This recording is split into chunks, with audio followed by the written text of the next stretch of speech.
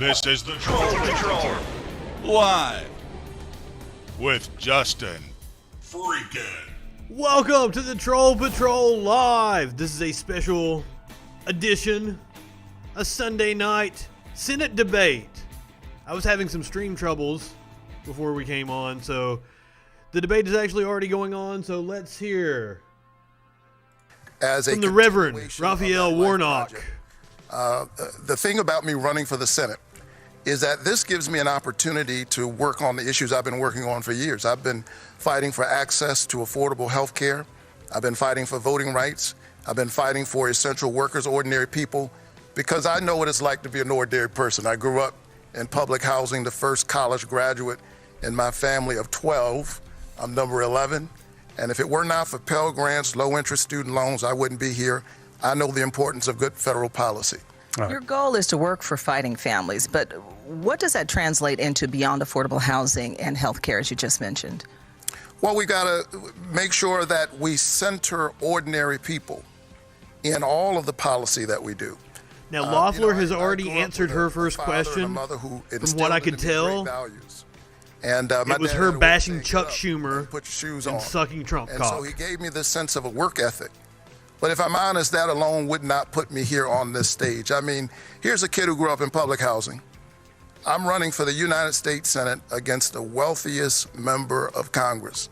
Only in America is that possible. And I am fighting to make sure that kids like me, whether they're growing up in public housing down in Savannah, Georgia, or rural disaffected communities in North Georgia. Now, there was a debate between Ossoff and Perdue, but Perdue did not show up. This was earlier this evening. So it was just Ossoff and then an empty podium representing Perdue. Boardrooms.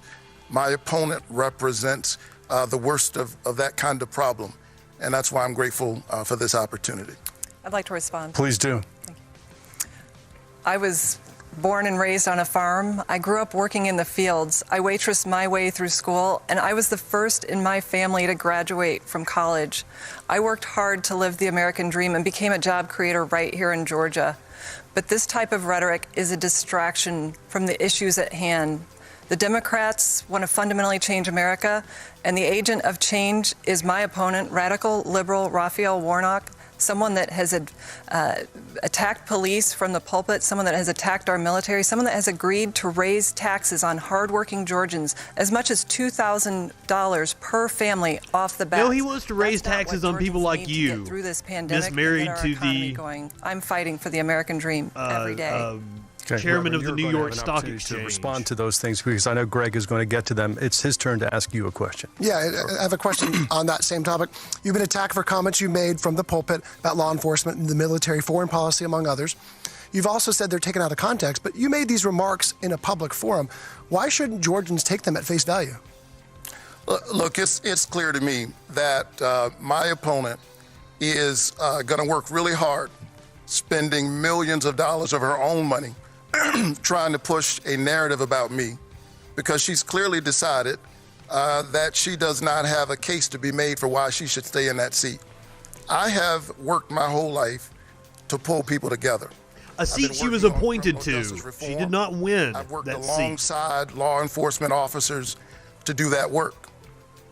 Several years ago, I actually brought together the law enforcement officers here in this city, the chief of police, the Black Lives Matter activists, the sitting attorney general, families, parents, all in my church, focused on working on these issues that we've seen emerge time and time again. And we need somebody who knows how to bring people together rather than using these issues as a political point to be made. These issues are tragic, and our law enforcement officers lay it on the line every day. They have an ally with me. I just think that you can affirm what law enforcement officers do and hold them accountable. Senator Loeffler, 30 seconds.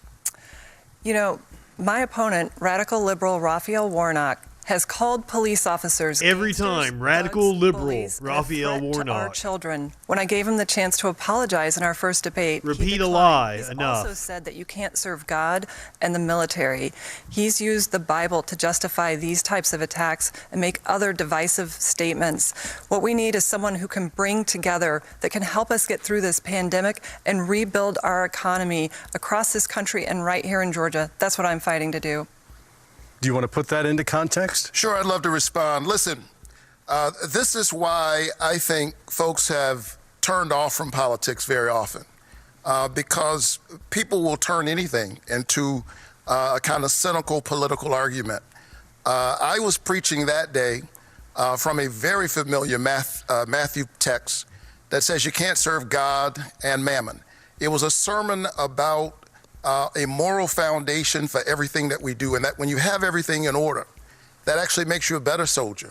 It also makes you a better senator. And had Kelly Loeffler listened to the sermon rather than trying to make a cheap political Notice point, how well she would not have rehearsed used she her is. advantage It's as a almost like US she's reading senator from a script to every make time. Whereas millions Warnock, on a who pandemic is a while very playing good it down public to the speaker, people she was obviously supposed to being be a pastor. Lisa, I'd like to respond. oh, go ahead, please. You know, I'm a Christian. I'm a person of deep faith. I don't need a lecture insider from trader. someone who has used the Bible. What does the Bible to say not about only rich people? justify attacking Loeffler? our military. That's not in Matthew 6:24. It doesn't say you can't serve the military and God. Easier He's for a also used the camel to Bible pass justify through the eye of a abortion. needle than I for a rich cannot person to stand get to by and heaven. let Georgians not know Loeffler? who my opponent is, how radical his views are, and how he would fundamentally change our country. He's out of step with Georgia's values. All right. In the second round, you'll get a chance to ask questions of each other. Lisa has one last question. She doesn't seem very Here for genuine. Senator I think Loeffler. that's going to work Senator against Loeffler, her. good evening. State election official Gabriel Sterling Radical liberal Raphael He was Warnock. referring to threats against election workers, Governor Kemp, and the Secretary of State who received death threats. Sterling warned that false claims of widespread election fraud could lead to violence. He said somebody's going to get killed. At his urging, you responded by denouncing the violence, but some didn't think that was enough. So tell us tonight, what is your message to those who would threaten officials, and have you made an effort to help lower the temperature on the behalf of the Republican Party? Well, absolutely. As someone who has been the subject of threats of violence, I absolutely denounce it.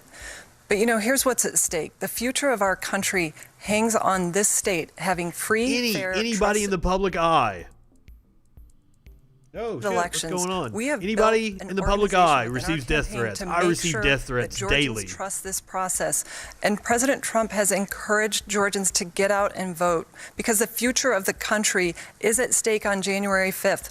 We need folks to trust the process because that's what makes Hey, our we watched the democracy rally possible last right night. here. Trump just We've gotta complained get about to himself bottom the whole of these time. investigations that have started too late. There's 250 investigations, including into Raphael Warnock's voter registration organization for the second time for trying to register voters in New York. That doesn't represent the voice of Georgia. I don't know what she's talking about there. Sure that we But hold she has officials certainly been under accountable investigation for most of carrying this out year. free, fair, trusted elections that are accurate. Reverend, I want to ask you about this election. Much has been made of President Trump's refusal to concede, but 2 years ago, Stacey Abrams refused to concede the governor's race, saying that there was voter suppression. Do you think there was voter suppression 2 years ago, and do you think this election has been fair? Listen, voter suppression is something that happens all across our country.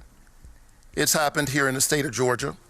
But Stacey Abrams did not refuse to acknowledge the fact that her opponent was the governor. Here we are several weeks after the election, and Kelly Loeffler continues to cast doubt on an American democratic election. It's time to put this behind us and get focused on the concerns of ordinary people. While she's playing political games, trying to represent somebody who doesn't live in Georgia, Georgians are wondering when are they going to get some COVID-19 relief. They're wondering who is going to put small businesses. The woman who made millions of her knowledge about COVID-19. When are we going to call the people, give the people we call essential workers an essential wage? I want Martha Stewart went to jail for exactly what that woman did earlier this year. And when politicians it's heinous aren't satisfied and with the it's voters, disingenuous. they try to pick their voters. And that's what's going on right now. May I respond? Please. Radical liberal Raphael Warnock has partnered with Stacey Abrams Radical liberal in these voter Raphael suppression Warnock. conspiracies, when in fact we have record turnout in our state year after year. And, you know, it's unfortunate that the focus is on... They had record turnout because we had record turnout everywhere. Because Trump is that hated. Every legal recourse. But we also have to make sure that Georgians know that we have a process that works, that their vote is counted, and that no illegal votes are counted. And that's what I'm going to continue to fight for, to make sure that Georgians know everything is at stake in this election, the future of our country, not just the radical ideas of the left, but the radical candidates who would defund the police, who would stand by and attack our military, and then withdraw funds that would support Chuck Schumer's... I'm kind of doubting that Raphael Warnock is even on the left. And I'm going to continue to make sure that we come back from this virus strong. I'm the only candidate qualified to help rebuild our economy and get past this pandemic. All right. We want to get to the point where you can ask each other questions. That does conclude the first portion of this debate. For people just tuning in, you're watching the runoff debate for one of Georgia's 2 U.S. Senate seats. We move now to the second round, where the candidates will ask each other a question. Candidates have 30 seconds to ask a question. Yes. 30 seconds to respond to their opponent's answer. He has trash-talked the military so many times. Challenged military ballots in this Senator election. Loeffler, when you received the private briefing regarding the coronavirus pandemic, you dumped millions of dollars of stock in order to protect your own investments. And then weeks later, when there came an opportunity to give ordinary Georgians an extra $600 of relief, you said you saw no need and called it counterproductive. Why do you think it's counterproductive to help ordinary Georgians in the middle of a pandemic? Well, thank you for that question, because I've been completely exonerated. Those are lies perpetrated by the left-wing media and Democrats to distract from their radical agenda. Since I got to the Senate, I've worked hard to deliver relief to Georgians during this pandemic, and I'm continuing to do that. No, she hasn't. But look what Democrats have done. They have stood for stonewalling relief that I voted for twice in the Senate, to deliver relief to families, to farmers, to schools and hospitals. They're playing politics. That's what they're using their lies to cover up. No. The bills that the Senate support, the Republican Senate supported, they want to was to give tax breaks to millionaires for their fucking lunches. Jobs and opportunity. To provide liability protection. The economy going again, that we can for big corporations after this pandemic. And I've been working side by side for my colleagues to make sure that we get that done, and we have delivered results. $47 billion that I brought here to Georgia saved 1.5 million jobs at small businesses. Reverend, you have 30 seconds to respond if you'd like. Stonewall Listen, McConnell. I do not want to defund the police, and Kelly Loeffler knows it. But she keeps saying this because she wants to distract from her own record. The truth of the matter is, were it left up to her, Georgians would not have received like that look on her face of expanded unemployment insurance.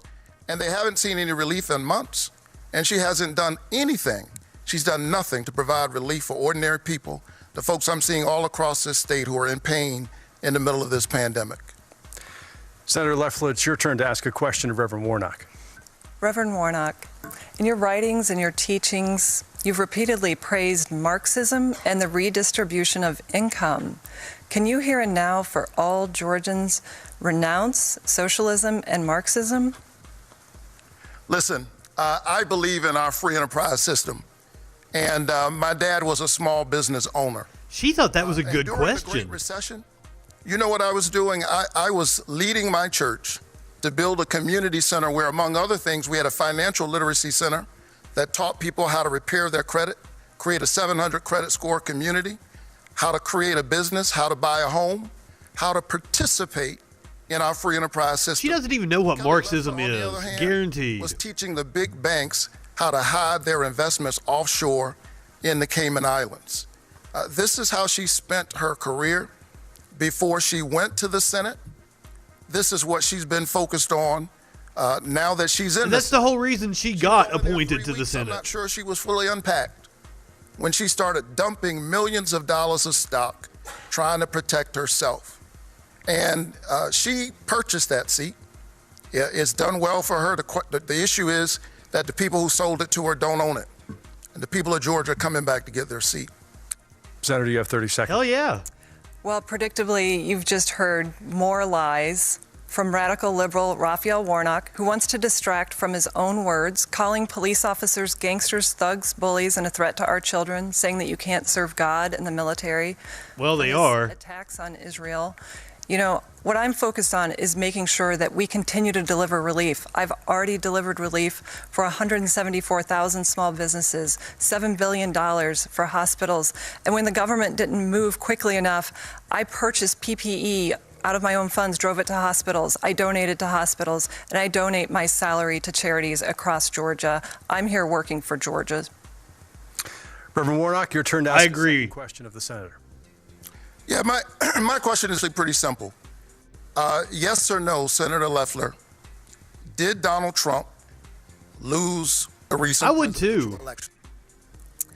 Nice. You know, President Trump has every right to use every legal recourse available. In our own state, we've seen time and again that we have investigations that need to be completed. In fact, we've run 2 audits, and those audits discovered thousands of ballots across several counties here in Georgia that were not counted. I've called for a signature In fairness, audit. Warnock We dodged need to the hold Marxism folks accountable question. involved in these investigations to make sure that they move more quickly, because everything's at stake on January 5th for the future of our country. If the Democrats win, they will defund the police. They'll keep our country locked down. They But want he more answered it a lockdowns. lot better They'll than raise she your answered. I can't taxes in the middle of imagine the pandemic. that this is going And to they'll do her continue any to favors. Keep the borders open. One of the reasons why and Trump did so support well is because he taxpayer comes across funding as genuine. for illegal immigrant And people are healthcare. tired of robotic and politicians. They'll defund our military by 25%. My opponent, is not a good radical liberal candidate. Raphael Warnock, would be a rubber stamp for Chuck Schumer because he's bought and paid for by tens of millions of dollars from out of state dark liberal money. She absolutely wants to be a rubber stamp for Mitch McConnell. It's projection. You know, I've been moving all across this state, especially going to Democrats rural areas. fight all over the And when I place go to amongst these small themselves. towns, they're surprised that I'm there. I'm surprised that they're surprised they haven't seen a U.S. senator. And they're wondering why their hospitals are closing, why Kelly Loeffler doesn't think it's a good idea to make sure that they have health care in the middle of a pandemic. We refuse to expand Medicaid in the state. 9 of our hospitals are have closed, and they're wondering who in Washington is looking out for them. It's not Loeffler. Senator Loeffler, you get the final question Loeffler. in this. I guess I've been saying your name wrong. Reverend Warnock, you were arrested for obstructing police in the in the child abuse investigation. Because he Can wanted you tell me the nature that child of to this have child legal abuse? representation. Why were the police called? What was your knowledge or involvement in this incident? Sure, here are the facts, and Kelly Loeffler actually knows them. I was working and trying to make sure that young That people smirk. who were being questioned by law Do enforcement you think she was had the a benefit pageant? of counsel, a lawyer, or a parent. Like a And beauty the law queen? enforcement officers And that's actually the fake later smile they thanked used to have to me plaster for my on. cooperation and for helping them. She knows this, but the question is, why is she doing this? It is because she has made a calculation that after being in the Senate for 10 months, she does not have a case to be made for why the people of Georgia should keep her there. She has been focused on the same thing she's focused on her whole life, herself. During the recession, she was helping billionaires like her hide their money in the Cayman Islands. She dumped millions of dollars of stock, played it down, and then when she could help ordinary people, she didn't do it. And the people of Georgia haven't seen relief for months. And so she's spending her millions of dollars focused on me. Well, I'm not sure. because she Hey, has no I case thought to make that for herself. I Rudy think that's sad, but Giuliani that's wasn't no reason human, and that's for why her he to hadn't keep caught the sentencing. COVID. But apparently, he caught the COVID. You've just heard radical liberal Raphael Warnock lie again and not answer a question, an important question that Georgians deserve to have the answer to. Unfortunately, this is consistent with his track record of disrespecting law enforcement. Anyone in Georgia can read the police report as to what happened in this child abuse investigation at his church camp. You know, Yeah, Georgians I deserve did. answers, but they also deserve someone who respects our men and women of law enforcement. You know, he did call police officers gangsters and thugs. He said that we should empty the prisons and in cash bail. He won't keep our communities safe. That's what I'm fighting for. Senator, thank you. That does conclude our second round. Again, if you're just joining us, this is the runoff debate between candidates for the U.S. Senate seat to fill the Georgia seat that's currently held by Senator Loeffler. We turn back now to the panel to ask questions until we run out of time. As moderator, actually, I'm going to take the privilege of asking a question to the two of you to start this round. Reverend, I'll begin with you.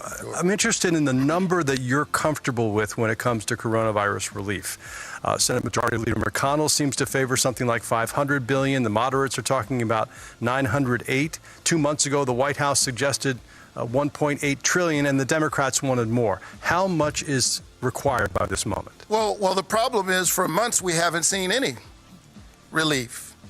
And we can talk about the numbers. That would be an important part of the conversation.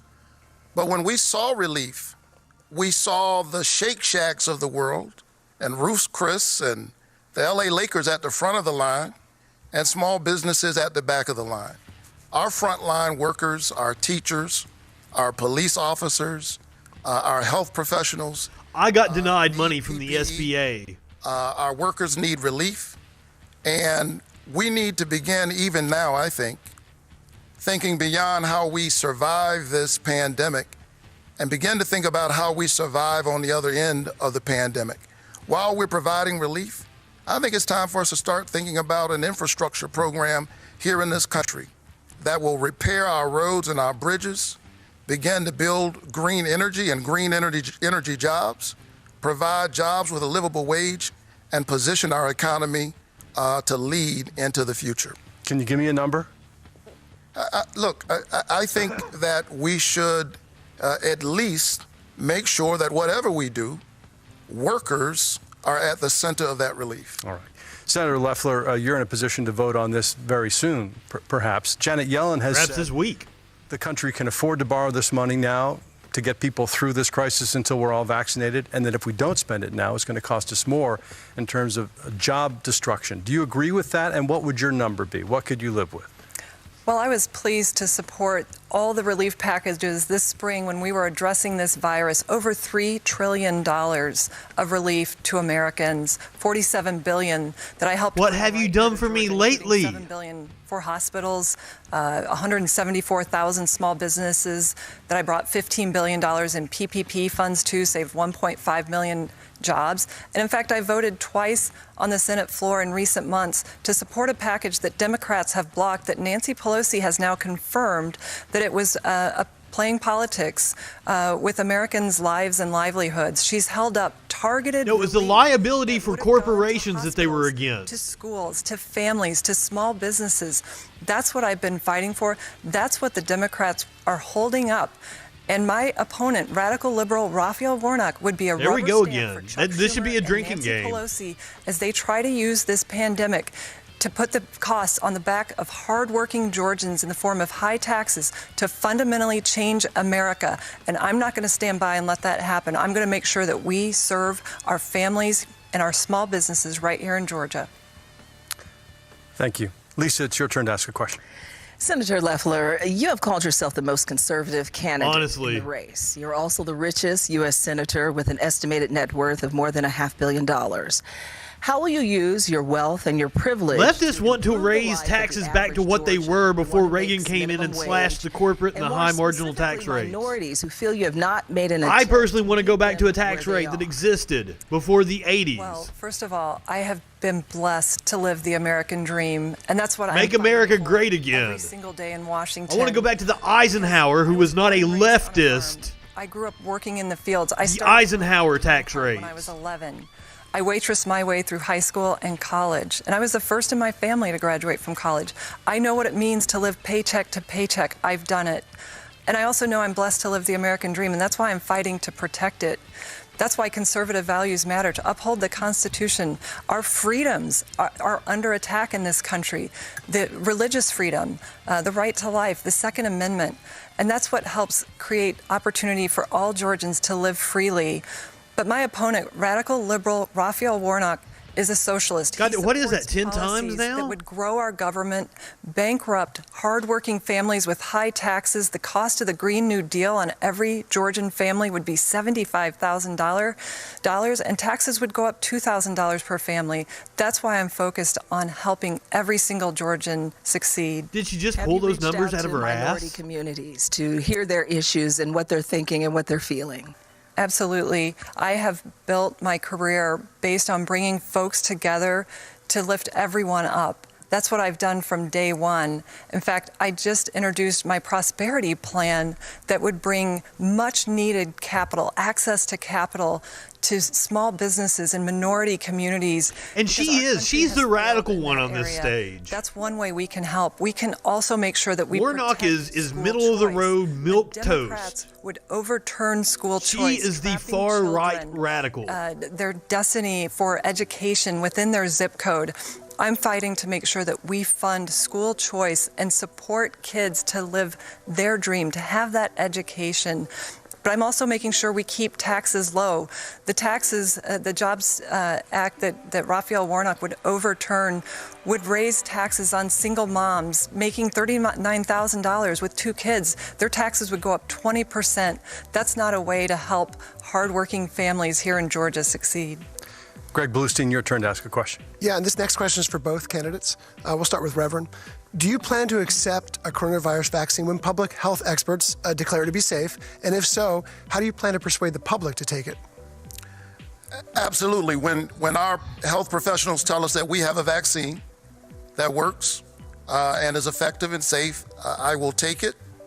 I will encourage the folks who listen to me, people who are in my church and in the community, to take it. But also I will try to work hard as a senator to make sure that communities that are so often marginalized don't find themselves at the back of the line again, that they have access to the vaccine. So often they find themselves at the back of the line. And I've spent my life standing up, fighting for ordinary people. Kelly Loeffler is trying to misrepresent me because she knows that she has spent the first 10 months, all 10 months of her tenure, thinking about herself. She's the unelected senator of Georgia. She was appointed. The people of Georgia have been. You are an idiot, and it will affect looking for you. somebody who will stand up for ordinary people. I've spent my life doing that as a citizen, and I'll do it as a U.S. senator. You have 30 seconds to respond to that before Greg asks his question. And you will take it when your employer requires it, I dumb have spent fuck. every single day working for Georgians. I'm 100% about Georgia. That was my calling to public service. I was blessed to live the American dream, and I want Georgians to live theirs. I was a job creator right here in Georgia. I'm the only person in this race that knows how to help Georgians. I've created jobs. He's never created a job in his life, but yet he's advocated for high taxes that would crush small businesses and families seeking that opportunity. He would take away school choice. For Once kids again, who it's wanna about the have that leg deluge up. of And he would bullshit, play that it's hard politics just to as Nancy answer Pelosi everything and that they Chuck say Schumer in have that done, small amount of holding time. up relief for political reasons, and I think that's completely wrong. Greg? Yeah, a reminder of the question. Do you plan to accept the coronavirus vaccine if public health experts say it's safe? And if so, how Yeah, she didn't even answer that intend to shit. persuade the public to take it? Absolutely. I was with Vice President Pence on Friday at the CDC. I could not be more proud of what we've done this year to deliver relief, but also get cures, vaccines and therapies that are effective. And so I'm going to encourage my fellow Georgians to stay safe, to Somebody get was that coughing in the vaccine. background. And we have a great plan to prioritize those communities who need it most, and we will make sure that that's carried out. But my opponent will continue to play politics with the pandemic, telling lies and trying to achieve political objectives that would try to radically change our country at a moment of a pandemic. I'm going Rudy was in continue to Atlanta fight for earlier every this single week. Georgian to have the freedoms and the opportunities that they deserve and not be crushed by big government that would have government mandated health care, that would provide free health care for illegal immigrants, that would raise their taxes to pay for government health care, and that would bankrupt Medicare. I'm making sure that Georgians have the resources they need while we keep our taxes and our Smoke 'em if government you got 'em. low and small. Lisa, it's your turn to ask a question. Dr. Warnock, Katina Stravalakis is an Atlanta business owner who had to close her doors because she was unable to pay thousands in back rent due to the pandemic. The bottom half of income earners in this country don't even pay federal taxes taxes. Through Congress, and you have said you support that. But if you were to speak to Katina, what would you ensure her that you would do in Washington to help her and other business owners get the help that they need? Well, my dad was a small business owner, and so I understand the struggle that small business owners have. And I spent time in my church creating a financial literacy center that helps people to get started. And so I think a good sign of what someone will do in office is what they were doing before they ever went into office. And I've spent my whole career standing up for ordinary people, trying to, in fact, we had a job center in my church, contrary to what Senator Loeffler Not being the trophy wife to the chairman of the New York Stock Exchange. Stood up for ordinary workers time and time again. You know, during this pandemic, we call people essential workers. We ought to pay them an essential wage. And we ought to provide small business owners like her the assistance and the support that they need. Kelly Loeffler's out of touch. She's thinking about people who are like her. And I'm okay with the fact that she wants to make money. I just think you shouldn't use the people's seat to enrich yourself. She just looks You ought to use the soulless. people's seat to represent the people. I'd like to respond. Please do. Look, these are more lies. And her lip from smacking radical is liberal driving me Raphael Warnock, nuts. Someone that has invited Fidel Castro, a murderous dictator, into his own church. I was wondering Someone how that long has it would take her to bring that up. Anti-American, anti-Semite Jeremiah Wright. You know, he has also said that police officers are gangsters and thugs and refused to apologize for it. He said that you can't serve God and the military. He has actually made sure. She's only got, that we what, know 3 who or he is 4 in his attack own words. lines? Those aren't my words. I'm working hard to serve Georgians. I've served thousands of Georgians, and I'm so proud to represent this state and help Georgians through this challenging time. Well, Reverend, as I understand it, you were a young man in Well, that church she in New she York. has Would you like to spent some of respond that to this millions and election? millions of dollars she made off of the There's a lot at coronavirus, stake right her now. insider trading. In the middle of this pandemic, and it's too bad that She she's spent engaged some of in that the money politics of on getting a distraction focus and group. division. I never met him. I never invited him. He has nothing to do To with tell me. her exactly what If she you should want to say. know who informs me and my sense of how we engage, Because unlike Warnock, as she people, can't in the speak from the economic heart. system, you need look no further than Matthew 25. I'm a Matthew 25 Christian. That's what I am. I was hungry and you fed me. I was thirsty and you gave me something to drink. I was sick and you visited me. Love your neighbor. And for me, that means you don't get rid of your neighbor's health care, particularly in the middle of a pandemic. Greg, May I respond? go ahead. Look, I'm not going to be lectured by someone that uses the Bible to justify abortion, to attack our men and women in the military. You know, what's happening here is someone who will not own up to their own record of division. That He has number called is absolutely Americans wrong. to We've had a repent 3 to for their 6% worship of mortality whiteness. rate. That's Non-lethal divisive. doesn't That's account. hurtful. Non-lethal, He that doesn't celebrated account for all the people that have Jeremiah had Wright, long-term anti-Semite. health He's effects. actually You called are a fucking Israel an idiot. apartheid state. That is wrong for America. Especially And I'm people gonna that have to continue seek make sure treatment and Georgians don't have understand health that that is him insurance. in his own words. Reverend, please respond to the abortion issue in particular.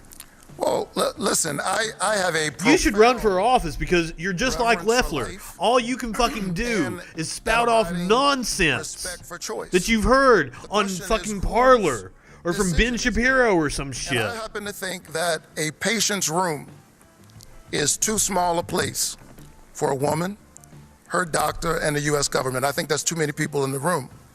But those who are concerned about life, and I certainly am, ought to be focused on the incredibly high rates of infant mortality and maternal mortality. Especially in our country, Georgia, especially in when Alabama. compared to other developed nations. That's something the government could work on. And I've been working on it my entire career. Greg Bluestein. Senator, President Trump has attacked your closest political ally. You can't do Governor Kemp. math, dude. He's hapless. He said he was ashamed to support him. He even invited one of your former rivals to run against him in 2022. Was the president wrong to say that about the governor? And are you concerned his comments could alienate some Republicans in Georgia ahead of the runoffs? Well, the president has the right to pursue every legal recourse to make sure that this was a free and fair election. Seriously, it's like a pool and we know that string. these audits have turned up thousands of votes that were initially uncounted. And I've called for a signature audit. And the buck stops with the Secretary of State. He has It's to not run an 750 election million. that You Georgians are a trust, fucking because idiot. Everything's at stake on January 5th, the future of the country.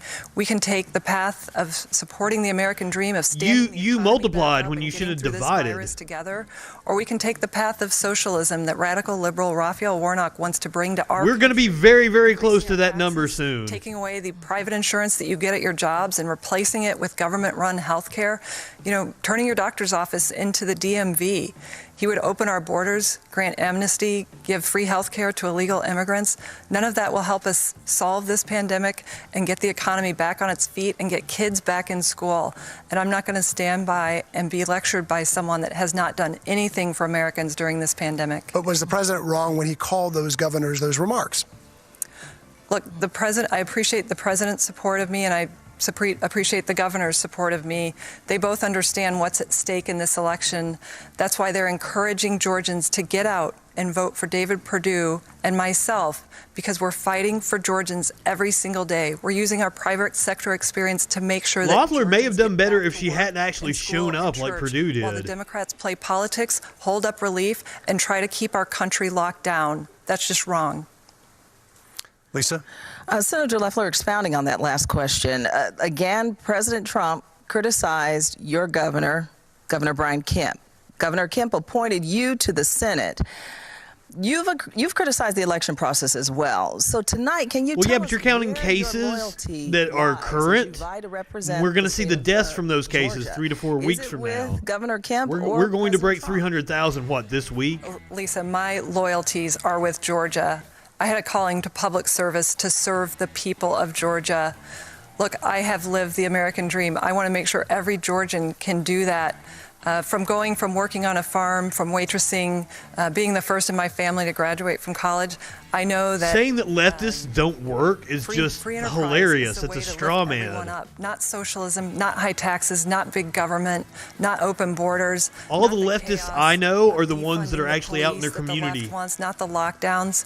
I'm making sure that Georgians know what's Unlike at you, who stake sits at on home January and just 5th. bitches. Our way of life right here in Georgia will radically change, as promised by Chuck Schumer. Now we take Georgia, then we change America.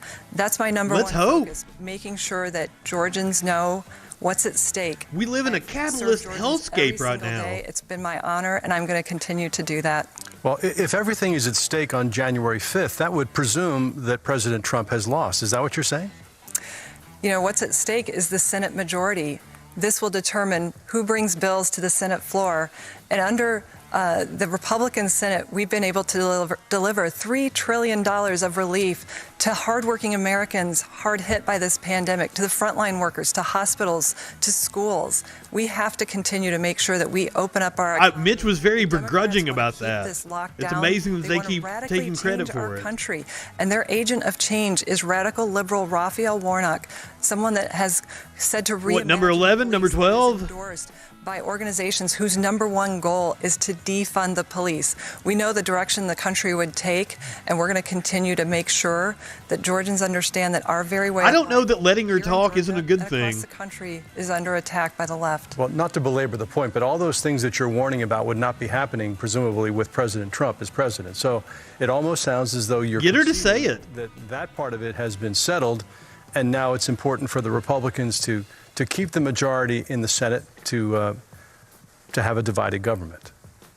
Well, I saw firsthand that the Senate is the shock absorber in this country. And I saw that firsthand when I got to Washington and the impeachment trial started. I saw the Russia hoax and how that distracted us from addressing this virus. I don't Democrats enjoy have the sound of played her nothing voice. but Oh my politics God. since day one. They've never accepted that President Trump was president. They were distracted from serving Americans. They were distracted during the pandemic, and now they've used the pandemic to try to fundamentally change this country and put the cost of big government on the back of hardworking Georgians. That is what the Republicans have done in this country. Is retained in the Senate because we are the shock absorber for common sense policies that bring Americans together, that lift everyone up, that provides for great educational choices for kids, that stops the... I guess what she's saying is like, you know, the Senate is supposed to be the cooling chamber or whatever the founders called it. Rights. So that the House can't move too fast. Guns, and they want to fundamentally change America, and radical liberal Raphael Warnock is their agent of change. Number like 12 or 13 now. For your question. Yeah, Reverend Warnock, if Democrats do win control of the U.S. Senate, there'll be pressure to increase the size of the U.S. Supreme Court. Would you support adding more justices to the Supreme Court to offset President Trump's recent appointments? And do you think there needs to be term limits for justices on the bench? Yes and yes. I want to point out that Kelly Loeffler actually voted to defund the police. She voted against. Hopefully us as leftists. She was one of only 10 United States senators who did. I don't think we should defund the police, but we certainly do need criminal justice reform. We need to make sure that we have an independent review process. I can show you charts that prove we should absolutely defund the police. We need to make sure that police and officers and departments that have a pattern of misconduct are held accountable. But you are right, 16 Tones. The Democrats, the Democratic Party as a whole, and as I move especially the leadership, they're not going to push about the courts and for packing the courts, especially not Joe Biden. That's an interesting question for people inside the Beltway to discuss. But they're wondering, when in the world are they going to get some COVID-19 relief? They haven't gotten any from Kelly Loeffler in months. And when she had a chance to stand up for ordinary people, she thought $600 was too much. Meanwhile, she was busy dumping millions of dollars of stock, profiting from a pandemic. Who does that? But like Martha Stewart went to jail for less. I'm wondering if you can answer the question, do you support... That still pisses me off. I'm really not focused on it. And I think that too often the politics in Washington has been about the politicians. I'm a pastor, and so when I think about these issues, I think about the people that I've had to stand with in the critical care units while their loved one was dying or between life and death. And not only are they concerned about the sickness, they're wondering how in the world are they going to pay for it. If Kelly Loeffler has her way, 1.8 million Georgians with pre-existing conditions, that means people with hypertension, people with diabetes, folks who've had a stroke, cancer, people who are recovering from COVID would not be able to get health care. I think that's morally wrong. And it's my faith that actually informs that. She can't explain why she wants to take away people's health care. She knows that that junk health care plan that she rolled out has a loophole in it big enough to drive a Mack truck through. She can't explain that, and so she's trying to misrepresent my record. But the people of Georgia understand. They understand the truth. Senator, 30 seconds, please. Yes. Look, you've just heard radical liberal Raphael Warnock lie about 14th or 15th time. I voted to defund the police. In fact, I've voted to support more funding that the Democrats, of course, blocked. But he also is distracting from the fact I wish they blocked that he it. would pack the Supreme Court. That's outrageous. Justice Ginsburg herself said 9 justices is the right number. He would pack the court with radical justices that would legislate. Yeah, I'm not exactly sure what they're talking about. Override the Constitution and our laws in this country, and Georgians need to know that is wrong for Georgia and our country. I would love to know when the Democrats ever blocked a spending bill Well, I believe in the Constitution. that gave more money to the military This is or the to law greatest enforcement. system on the planet. And our country is the only country where my story is even possible. I believe in our norms. I believe in the separation of powers. And I believe in the nonviolent, unchaotic transition of power. Kelly Loeffler ought to stand with the people of Georgia. The 4 greatest words ever spoken in a democracy are the people have spoken. The people have spoken on the presidential election, and they're waiting on their senator to be focused on them, not the person in the White House. Lisa Ram. Senator Loeffler, given all the police violence we've seen against African Americans, consider this. Courtney Owens of Atlanta is worried about her son, her father, and her husband, all African Americans. She fears for their lives daily. You've called the Black Lives Matter movement fascist. You've alienated members of your own. Clearly not knowing what fascism means. Or taking that stance, rather. Is that still your view tonight after seeing and hearing how it hits home with so many people personally? And what conversation would you sit down and have with Courtney Owens? Well, the life of every African American is important, and there is no place for racism in this country. But there are organizations whose number one goal is to defund the police. And we know that that hurts minority communities more than anyone, and we have to stand with our men and women of law enforcement. What? And I will always do that. Citation needed on that that's one. That's a distraction from the fact that my opponent. We know that over-policing He's endorsed hurts minority communities whose number one goal is to defund the police. He's called police officers gangsters, thugs, bullies, a threat to our children. He's called for our. She's had some fucking high-paid advisors tell her to just keep saying that over and over again. System.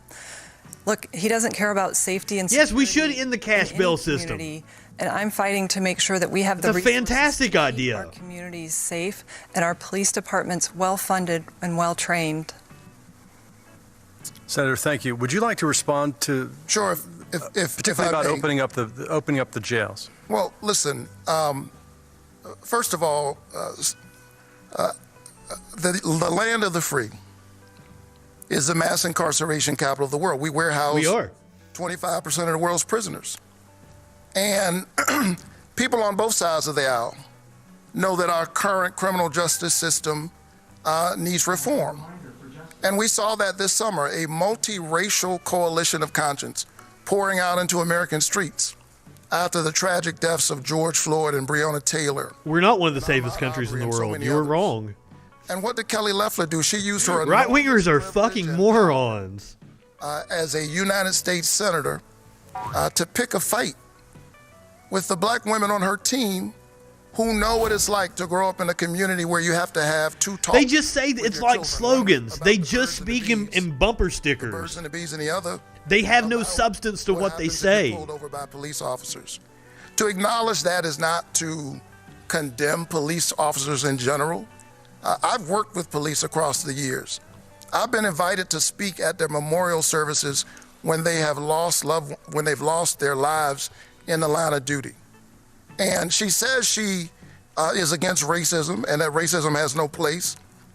But she welcomed the support of a QAnon conspiracy theorist. And she sat down with a white supremacist for an interview. I don't think she can explain that. May I respond? Well, let me give you a chance to respond to that, and then we'll have one last question before we get to closing statements, please. Well, that's incredibly sad, these comments that he's made. I mean, first of all, there's not a racist bone in my body. Incredibly sad, the comments he's made.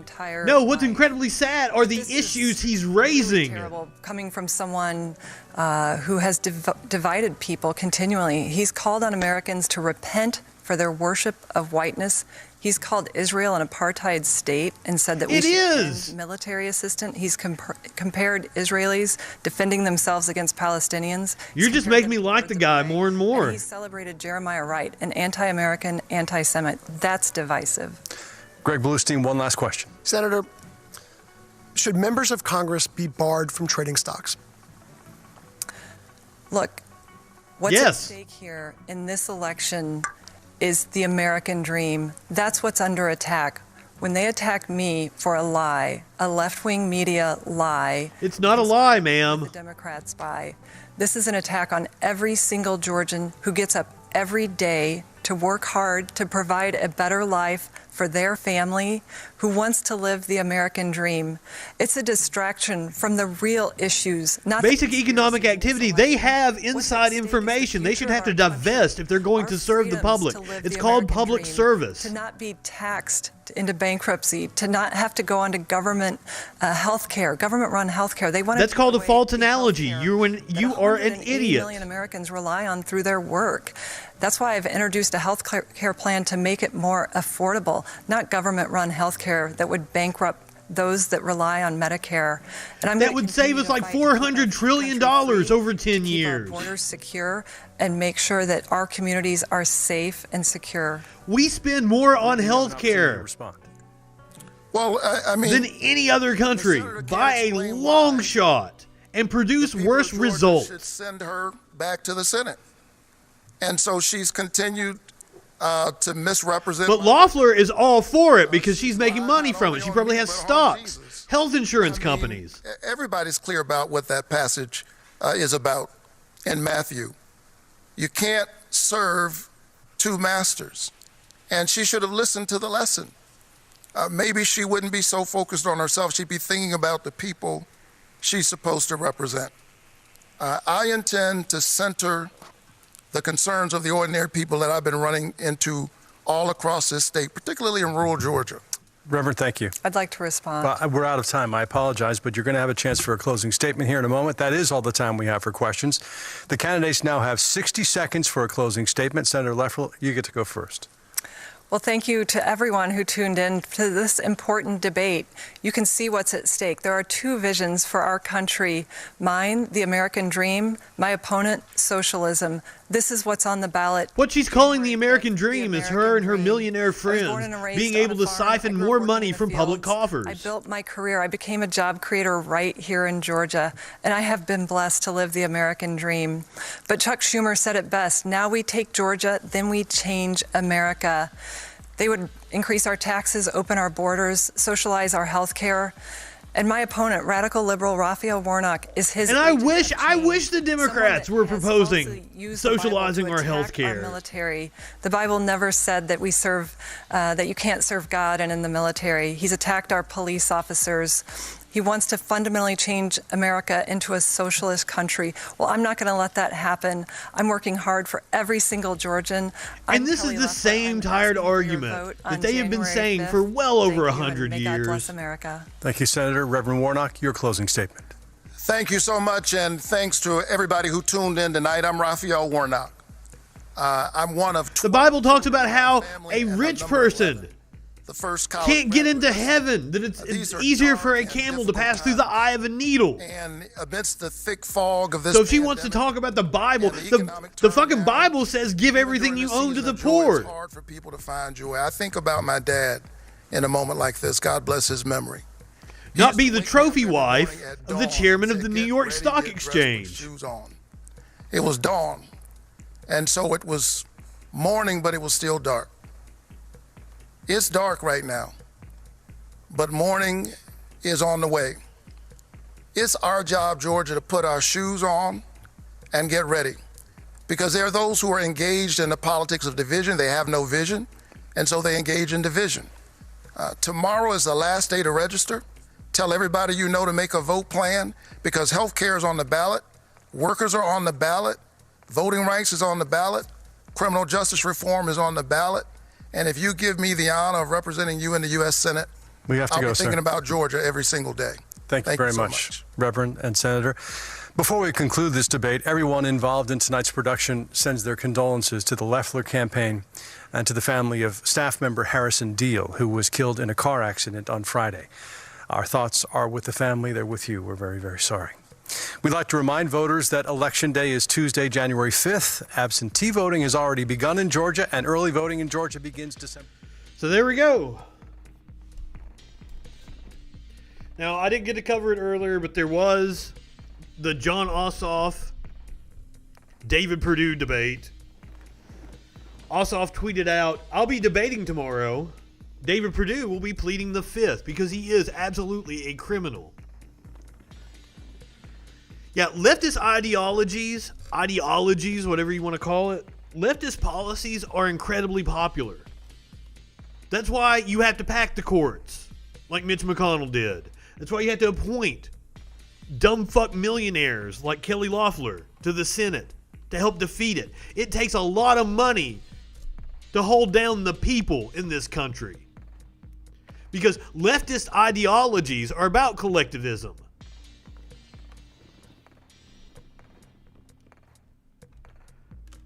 But it's not about having an argument on facts. They just want to paint you as a radical leftist. What does that even mean? You can't control culture.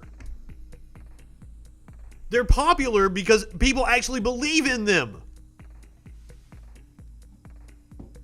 And it takes a whole system slanted against the people. I believe in the people. That's why I'm for democracy. Right-wingers hate democracy because they can't win.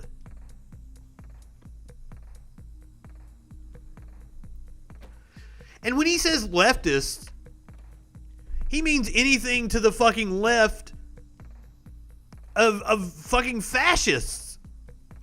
Leftist my ass. As if Raphael Warnock is a leftist.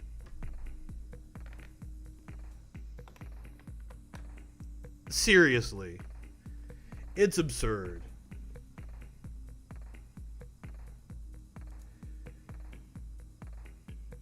But you have to live in a fantasy world to even accept the premise of these dumb fuck right-wingers. Alright, that's going to do it for me.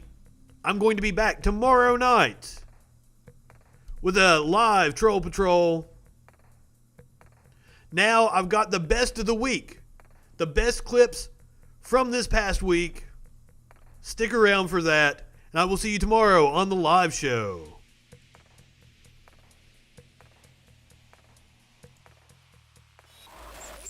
This is the Troll Patrol Best of. with Justin FREAKIN. This is the Troll Patrol, not live. This is the best of the week.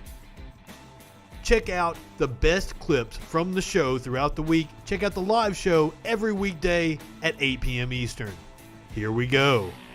We're going to start off tonight by talking about some breaking news in just the last couple of hours. I mentioned the DOJ. Multiple things have come out from the DOJ today, but the biggest one here is it would seem that the DOJ is investigating a potential White House bribery for pardon scheme. This doesn't shock me in any way, shape, or form, especially because when I saw this story, I already had this story from earlier in the day on the docket for the show. That's the wrong one. Shit. Hold on.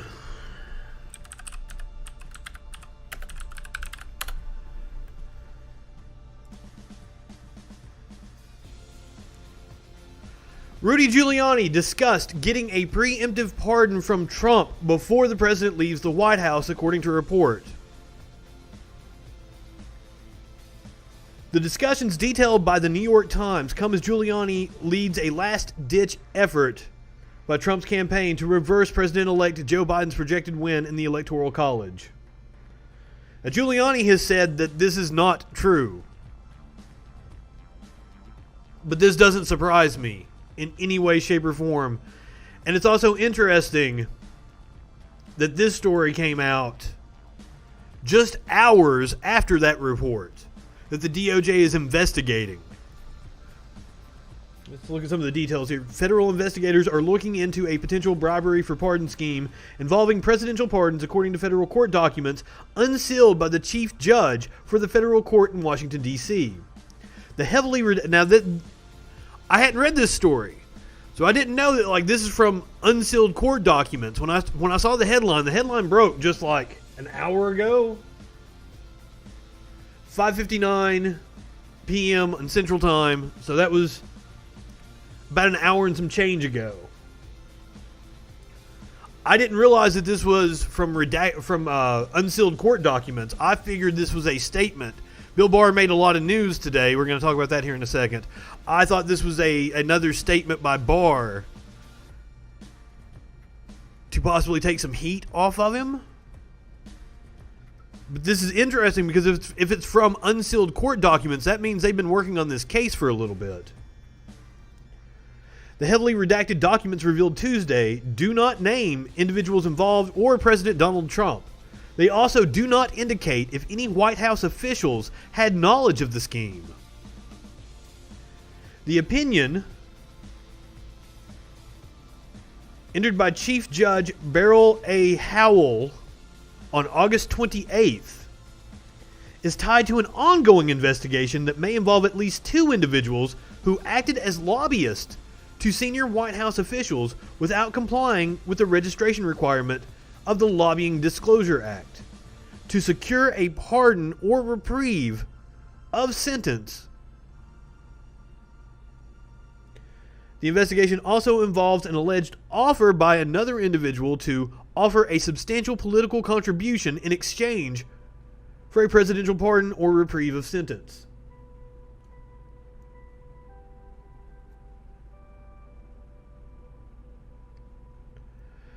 This political strategy to obtain a presidential pardon was parallel to and distinct from one individual's role as an attorney advocate for another individual, the ruling said, redacting both names. The White House has declined to comment.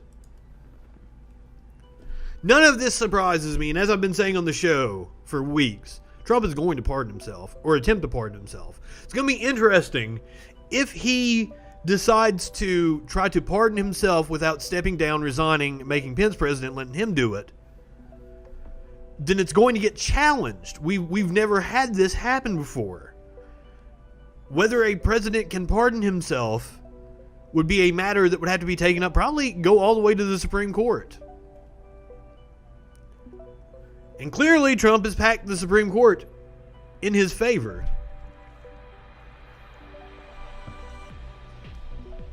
So what happens with that is anyone's guess. I mean, in olden times, before the courts had been packed by McConnell and Trump, I would have guessed that the court would laugh the idea that the president could pardon himself just out of the courtroom.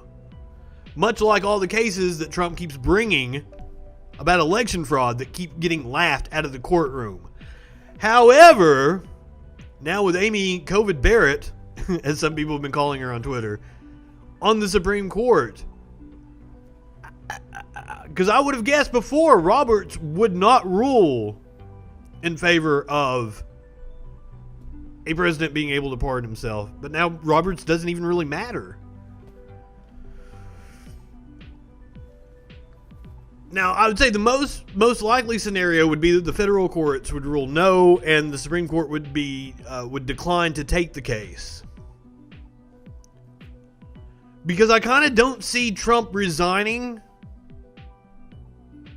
Now, there has been talk of whether he could temporarily step down, like an emergency order, like Bush did for Cheney when Bush was under anesthesia. I could see that happening, possibly. So, it's going to be an interesting couple of months. Now, Barr made some other news today by issuing a statement. It says there is no evidence of fraud that would change election outcome. Now, there has been evidence of fraud. We've seen it. A couple of different cases of people trying to vote for Trump multiple times. We even played a video. Now, that was from the 2016 election. We played a video of a woman who said, yeah, I voted for Trump twice.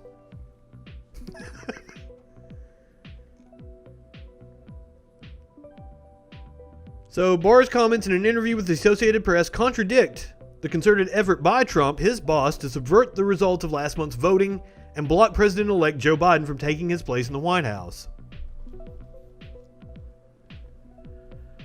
That's also a good question. Can he pardon himself if he's not under federal indictment? Can he just issue a blanket pardon? Now, there are several people on right-wing media that are calling for him to issue a blanket pardon.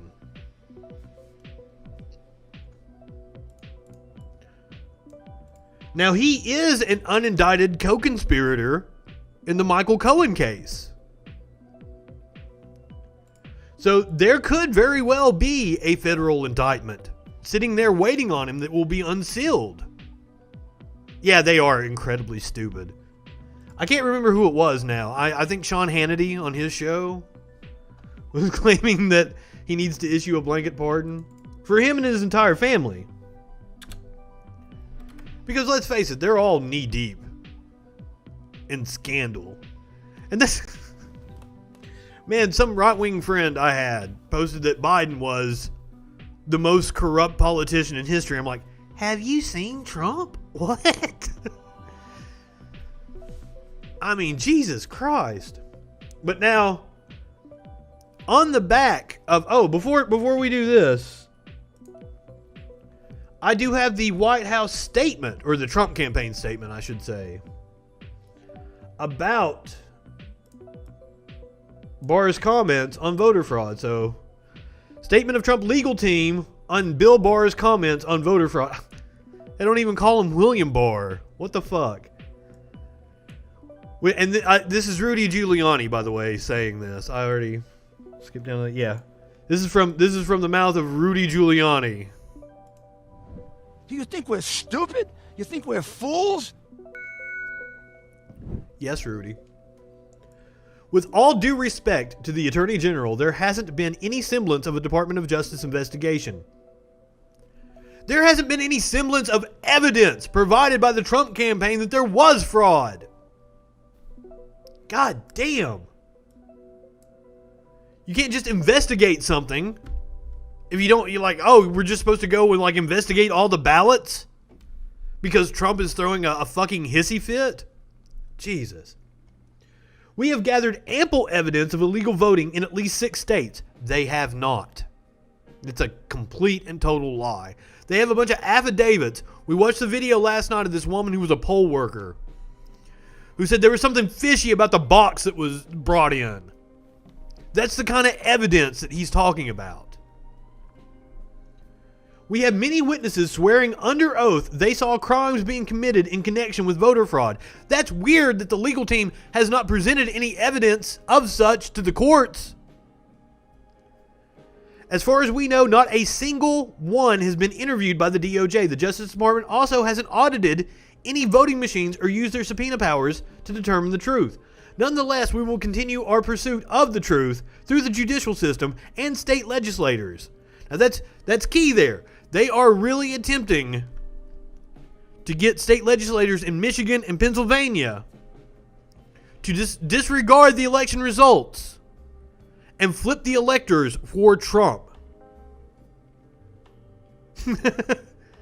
And like what they're calling for in Georgia, just to throw out votes in districts they don't like, is absurd. We read the judge's ruling.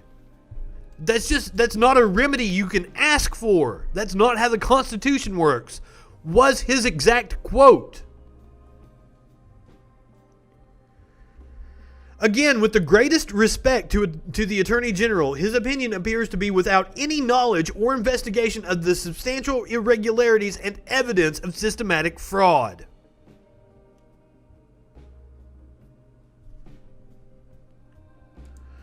Rudy is a dumb fuck. But now, later in the day, after Barr issued his statement to the Associated Press, it turns out that he has named John Durham as a special counsel. This is to be able to continue this Russiagate investigation once the Biden administration takes office. An inquiry by U.S. Attorney John Durham into whether federal investigators who pro-President Trump's 2016 campaign acted legally will be insulated from the next administration. This is just part of their concerted effort. They're trying to, in key roles within the government, they're trying to bury people into these roles that Biden won't be able to fire. it would seem that Democrats in the House are trying to compile lists of who these people are. I mean, like, it's astounding what they're trying to get away with. Attorney General William Barr told Congress on Tuesday, revealing that he named Durham as special counsel for the Trump-backed probe 2 months ago. As special counsel, Durham will report directly to the next Attorney General, who can only fire him with good cause, according to the Justice Department regulations. Robert Mueller earned the same protection during his Russian election interference probe, but now, I seem to recall Trump wanting to fire Mueller multiple times and said he had the power to.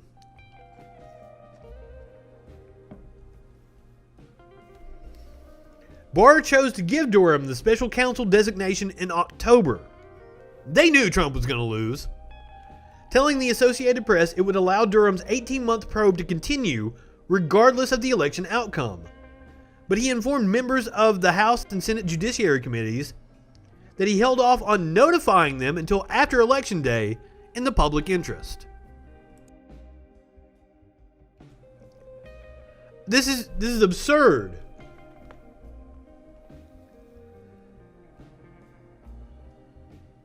He has the power to look into Mueller's probe and Crossfire Hurricane, a separate 2016 FBI investigation into the Trump campaign, according to his notification to Congress.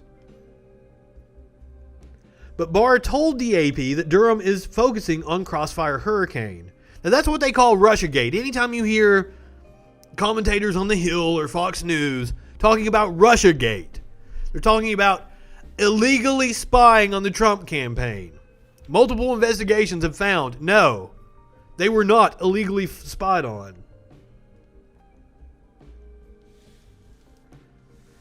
Seems sketchy. I'm actually amazed that he didn't come out and say it before the election. Because you would have thought that would have helped Trump's chances. To try, because a lot of what they did in 2020 was try to recreate the conditions of 2016. And him coming out and saying that would have been a lot like the Comey letter. When Comey testified that Hillary was still under investigation because of emails they found on Anthony Weiner's laptop.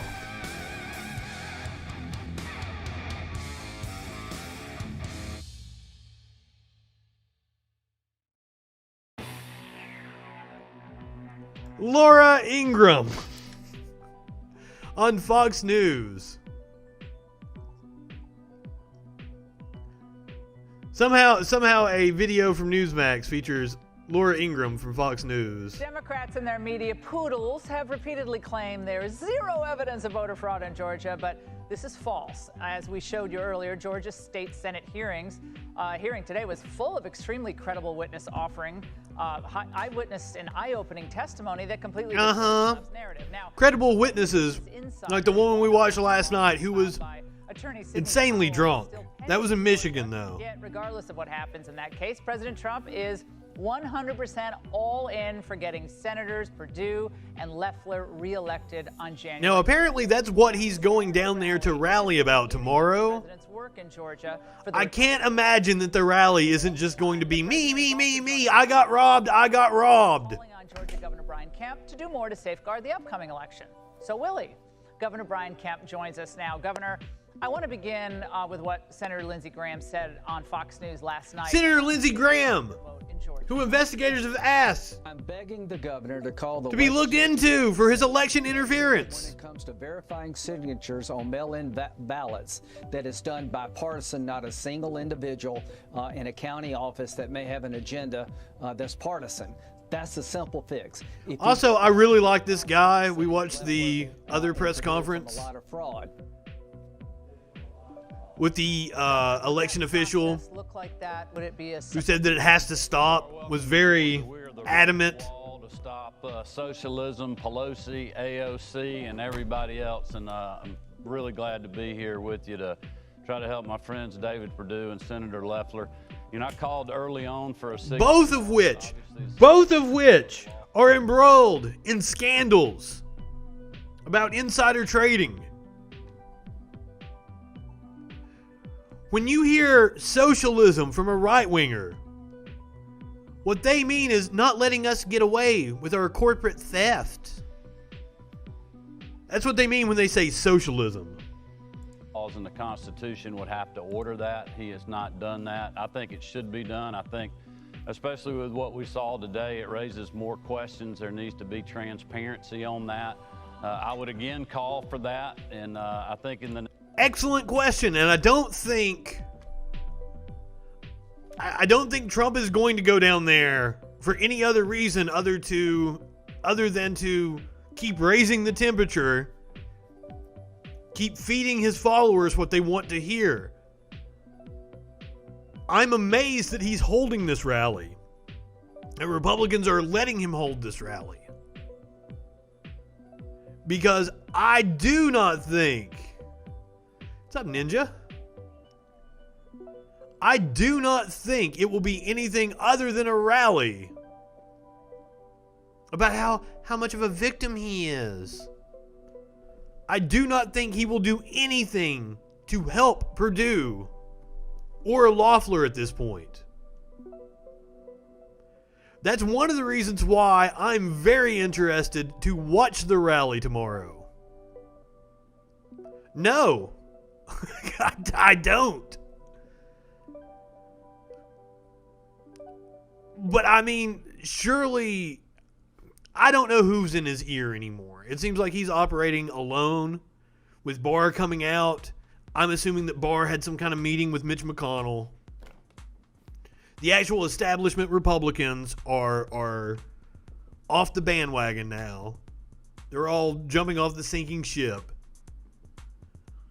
I wonder if Loeffler or Purdue asked him to come to the rally and come and do the rally in Georgia. Exactly. We played the video of the election official. It was like, it has to stop.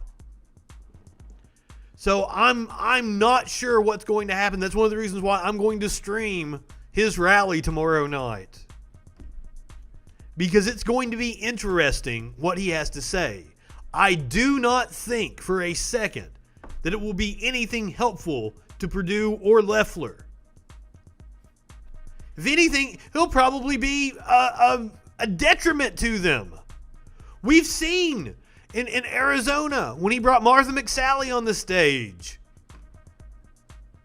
It was like he was putting her down. So I don't see how Trump is going to be of help to them. And it's going to be interesting to see if Purdue and Loeffler are there with him at that rally and how he treats them. Because just like the most important speech he's ever given the other night, it's just all going to be about him. Now, I wanted to play this video because they were talking about the smoking gun in Georgia. Georgia Governor Kemp urges signature audit after smoking gun video emerges. I thought they would play the video, but hey, I have the video right here. Let's play it. Also from Newsmax, a totally reputable source. At about 8 o'clock in the morning, we're going to roll this back and show it to you. There you go. So now they're going to start pulling these ballots out from under this table. This table, the black one, was placed there by the lady with the blonde braids at about 8:22 a.m. in the morning. So she put that table there. This is the smoking gun. The person who's staying behind now, the same person who cleared the place out under the pretense that we're going to stop counting. This is what's going to convince us that there's all kinds of voter fraud going on. Yeah, I saw 4 suitcases come out from underneath the table.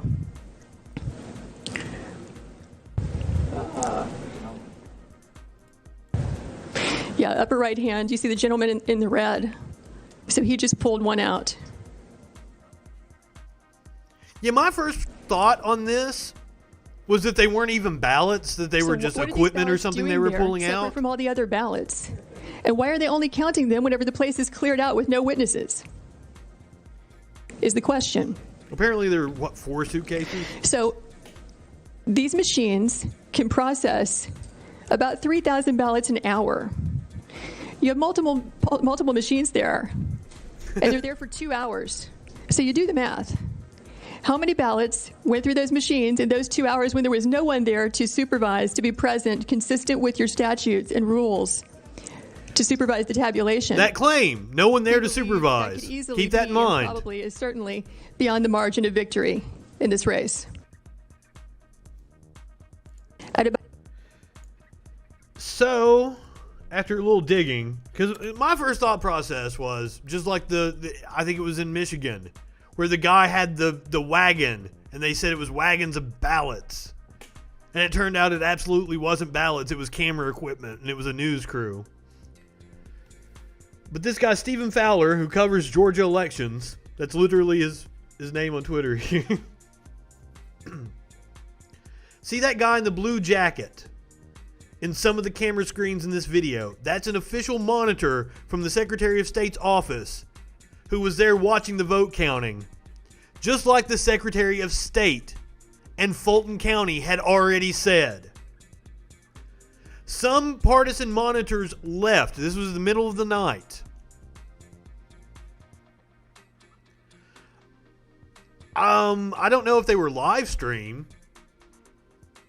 but I mean, if you're going to try to commit election fraud, are you going to do it when you know there's cameras everywhere?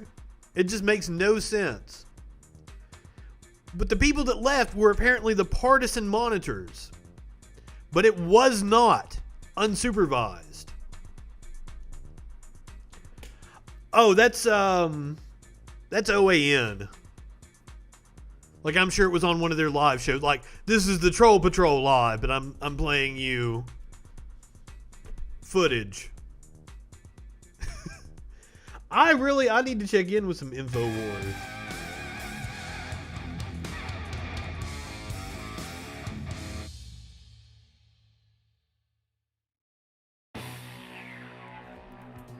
Bryson Gray, God Soldier. And you'll donate $50.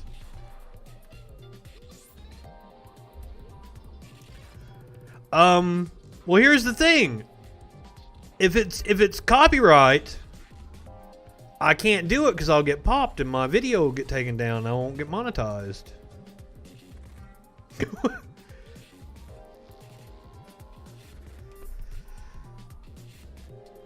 Alright, you're going to donate $50 if I look up this video.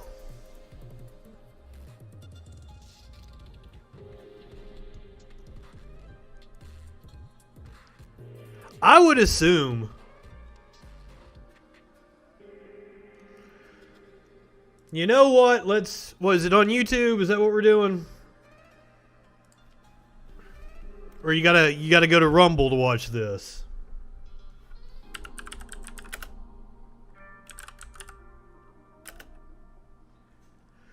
MAGA boy, I kind of want to watch this. God Soldier.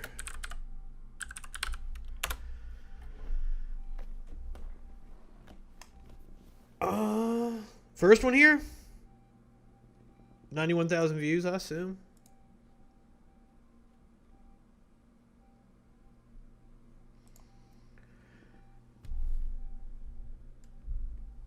Hey, if he's going to give me $50, I'll watch his video. But now, no. I'm going to be completely honest on the other side of the video, so, hey. Your call, dude.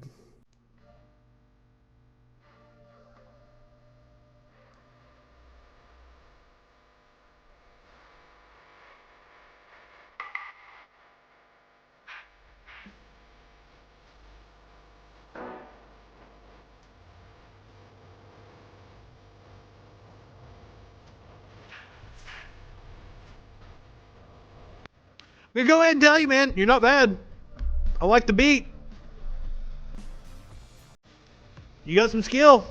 Let's hear the rest of it.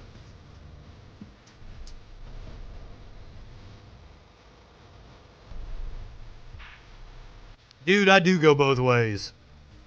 And as Living Colour sang in the early 90s, everybody loves you when you're by. Not a bad song, though, so far. First off, you can play both sides. Let me know right now, is it world or is it God? And I'll get persecuted by both sides, but I'll let you know. No. You've got this hoodie on that says God is dope. Is that something you can buy on your website? Is that some merchandise?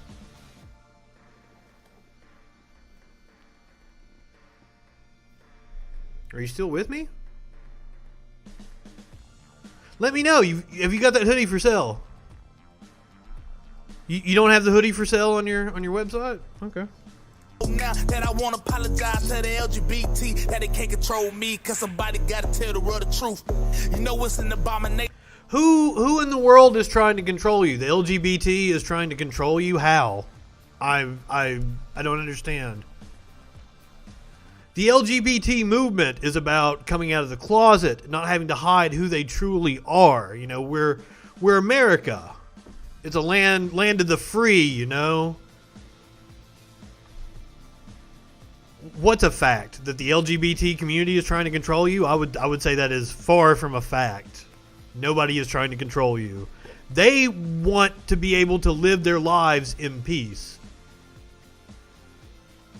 No, they aren't. I'm part of the community. I'm not trying to control you. What the fuck, dude? I'm playing your video. Who's trying to control you? Common, but it's I don't know what you're trying to say. All right. Anyway, I'm digging the beat. You got some skill, bro.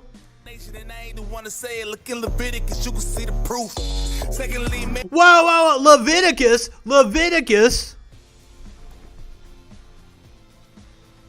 Is that hoodie you're wearing blended fabric? Do you eat shellfish?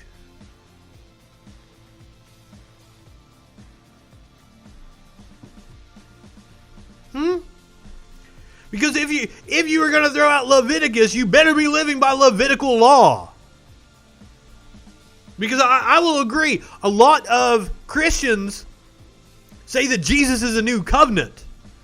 But Jesus said he did not come to abolish the law. So Levitical law is still in effect.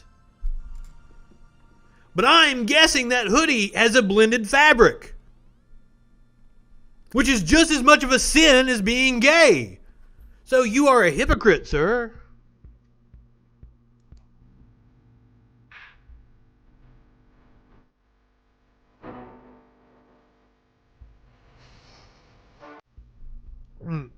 So, marriage is a legal contract. It's about property rights and shit. It has nothing to do with your God. Sorry, bro.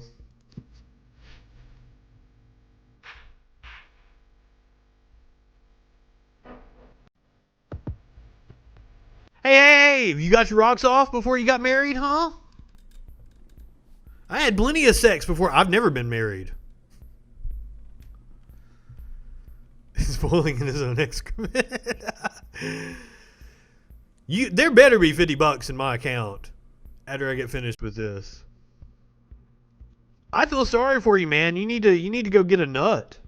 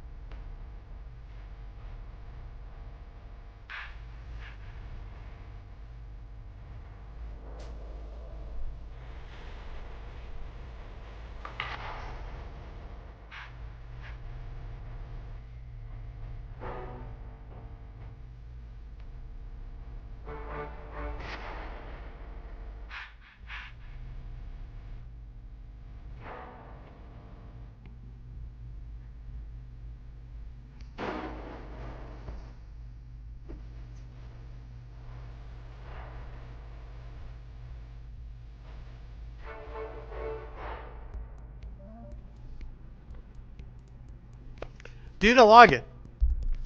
Good beat. You got talent. The message is shit. Very misguided.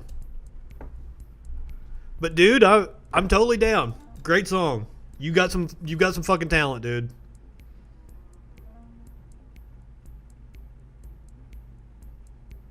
I see $3 in my account. You said 50. I thank you for turning me on to it, man. I'll clip this and put it up on YouTube. All right, man. I trust you. I'm assuming a man of God wouldn't bear false witness. So I'm assuming there'll be $50 in my account. And thank you for supporting the cause. Thank you for supporting a heathen like me. The message is complete bullshit. Also, God said not to pass judgment, and that song is very, very judgmental of other people. But in just musically, man, that's a banger, dude. I'll follow you on Spotify, man. So, like, you got talent.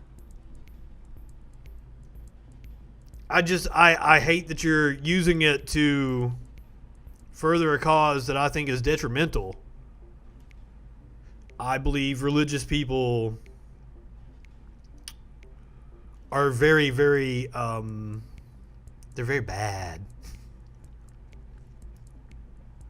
I haven't had a good old-fashioned religious argument in a long time. Been doing the politics lately. I assume you're a Trump supporter, right? Revelations 22:20. Behold, I come quickly.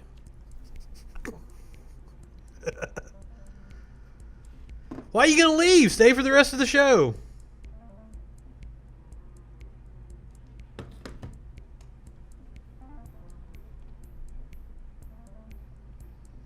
Well, man, if you're a Trump supporter, ugh.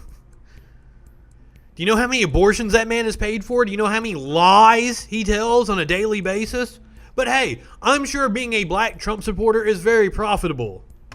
There's a lot of gullible assholes out there that they can use you to say they're not racist.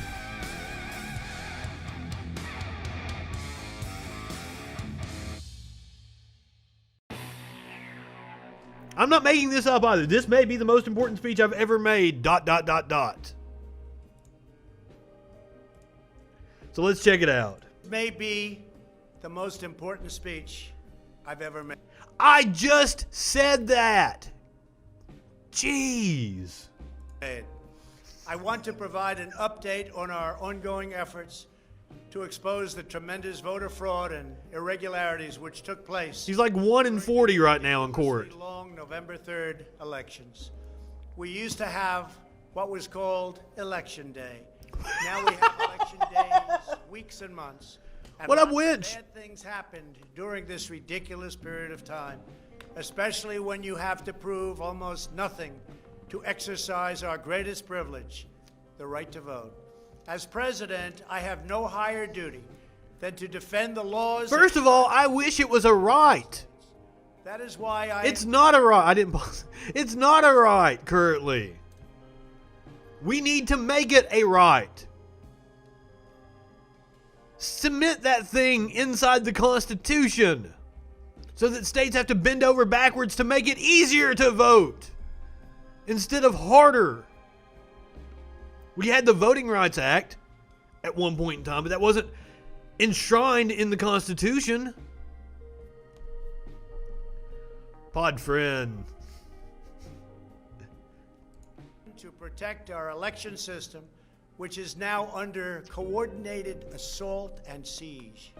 For months, it's under coordinated assault and siege by you. That we should not declare a premature victory.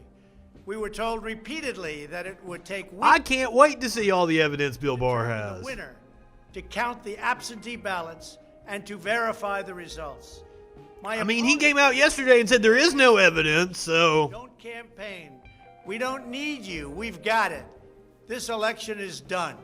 In fact, they were acting like they already knew what the outcome was going to be. They had it covered. And perhaps they did, very sadly for our country. It was all very, very strange. Within days after the election, we witnessed an orchestrated effort to anoint a winner, even while many key states were still being counted. The constitutional process must be allowed to continue. We are going to defend the honest... The best evidence. By ensuring that every legal ballot... I want to know, what's the chances that Barr is fired within the next week? Illegal ballot is counted. What do you guys think? It's not just about honoring the votes of 74 million Americans who voted for me. It's about ensuring that... What about the 80-plus million Americans that voted for Biden? And in all future elections. Today I will detail some of the shocking irregularities, abuses... Oh, this should be good. ...that have been revealed in recent weeks. But before laying out just a small portion of the evidence we have uncovered, and we have so much evidence... So much evidence, the best evidence. ...balloting scheme that Democrats systematically put into place that allowed voting to be altered, especially in swing states, which they had to... Please get back to me. They just didn't know that it was going to be that tough because we were leading in every swing state by so much. I mean... Far greater than they ever thought possible. The MAGA supporters are already turning on him. We have a video by Lou Dobbs that we're going to play here in just a little bit. So you know that's going to be fun. Lou is always fucking unhinged. While it has long been understood that the Democrat political machine... We're not going to make it through this whole video, by the way. It's like 45 minutes. From Detroit to Philadelphia to Milwaukee, Atlanta, so many other... We've got too much stuff to cover in this show. This year was the Democrat... Like a Hungarian anti-LGBT politician that got caught in a sex orgy. That's going to be fun. Ballots sent to unknown recipients with virtually no safeguards of any kind. This allowed fraud and abuse to occur on a scale never seen before. I mean, I don't have to point out the mail-in ballots are hard to commit fraud with. There are several states that conduct their elections entirely by mail-in ballots. You have to match the signatures on the other side. A lot of them have these envelopes. You have to put them in and then put them in another envelope and seal that envelope. You're going to go through the whole ass thing? God. I don't know if I can take him talking for 4607. God damn. The pandemic as a pretext. Democrat politicians and judges drastically changed election procedures just months and in some cases weeks before the election on the 3rd of November. Very rarely were legislatures involved, and constitutionally they had to be involved. But very, very rarely, and you'll see that as we continue to file our suits, it's constitutional. There's more suits coming? Incorrect. How many times are you going to lose? Many states such as Nevada and California. By the way, the lawyer I couldn't name yesterday on the show, Jenna Ellis. I followed her on Parler just a few minutes ago, and I'm like, oh yeah, that's that girl's name. Whether they were dead or alive, they got ballots. Other states such as Minnesota, Michigan, and Wisconsin. I'm sure some dead people got ballots. That doesn't mean they voted, you shithead. Sending absentee ballot request forms to all voters on all rolls. It didn't matter who they were. This colossal expansion of mail-in voting opened the floodgates to massive fraud. It's a widely known fact that the voting rolls... That's not evidence, kiddo. That's allegations. ...eligible to vote, including those who are deceased, have moved out of their state, and even are non-citizens of our country. Now, I've went over this. People that moved out of state, the ballots that he challenged in Arizona turned out to be military families. They weren't living in Arizona because they were stationed somewhere else, but their permanent address was Arizona. And Trump challenged those ballots. When the president says it, it's evidence. And when the president does it, it's not illegal. Country. Beyond this, the record... He is not a crook. Wrong addresses, duplicate entries, and many other issues. This is not disputed. It has never been disputed. I'm disputing you right now, motherfucker. States have more Tune into the Troll Patrol. You'll see me dispute it. Come on, Trump. Voting age citizens. It'd be awesome if I could get him to call in the way he does like Fox and Friends of a morning. All of this is evident. Oh, you know what? We called that pastor last night. Could not confirm the residency of more I than never got a call back. 100,000 people, but repeatedly refused to remove those names from its voter rolls before the election. They knew why, nobody else did. I knew why.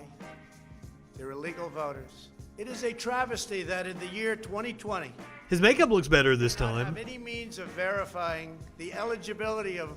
Also, this looks like it's pre-recorded with these camera cuts and shit. That seems odd. Was he not giving this speech live? Those who cast ballots in an election and such an important. His hair looks better too. It had gone awfully gray there for a little while. Whether they live in the state or whether they are even American citizens, we have no idea. We have in all swing states major infractions. No idea. Or outright fraud.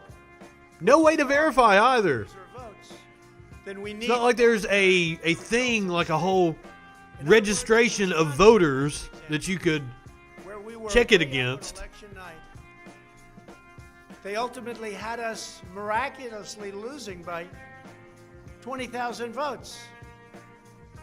And I can show you right here that. Oh, he's going to pull out a chart. Taking his cues from Katie Porter, who we're going to watch a video of here in a little while. At 3:42. Big dumps. There was this. It was a massive dump. A massive dump. Mostly Biden. Almost all Biden. And to Yeah, this mail-in ballots are probably going to do that Where did it come from? in an urban It center. went from leading by a lot to losing by a little. And that's right here. That's at 3:42 in the morning. That's Wisconsin. A terrible thing. Terrible, terrible thing. But we will have far more, many times more, than the 20,000. Who made that graph for him? He doesn't often use visual in the aids. state. If we are right about the fraud, You're not. Joe Biden can't be president. We're talking about hundreds of thousands of votes. We're talking about numbers like nobody has ever seen before. Just as an example, in certain states, we'll be down by, let's say, 7,000 votes. But we'll find later on 20,000, 50,000, 100,000, 200,000 discrepancies. He's just pulling this all out of his ass. And Speaking that of massive dumps. went through when they were not allowed to be seen by Republican poll watchers because the poll That's not watchers true. were locked out of the building. Or people that innocently came. I'll try to refrain from correcting him as we go along because we'll be here all fucking night. About their vote. They were happy. They were proud to be citizens of the United States of America. And they went up and they said, I'd like to vote. And they were told that they can't vote. I'm sorry, they were told. I'm sorry. You've already voted by mail-in ballot. Congratulations. We received a ballot, so you can no longer vote. They didn't know what to do. They had no one to complain to. If something was to happen, they do have someone to complain to. There's election fraud hotlines. There are administrators at the polls. Many people complained and complained. And if something like that were to happen, you ask for a provisional ballot. And in a lot of cases, they filled out a provisional ballot, which was almost never used, but in virtually every case was a vote for Trump. In other words, they went in to vote, and they were told that they voted. And they didn't vote. And they left, and they felt horror. Horror. They lost respect for our system.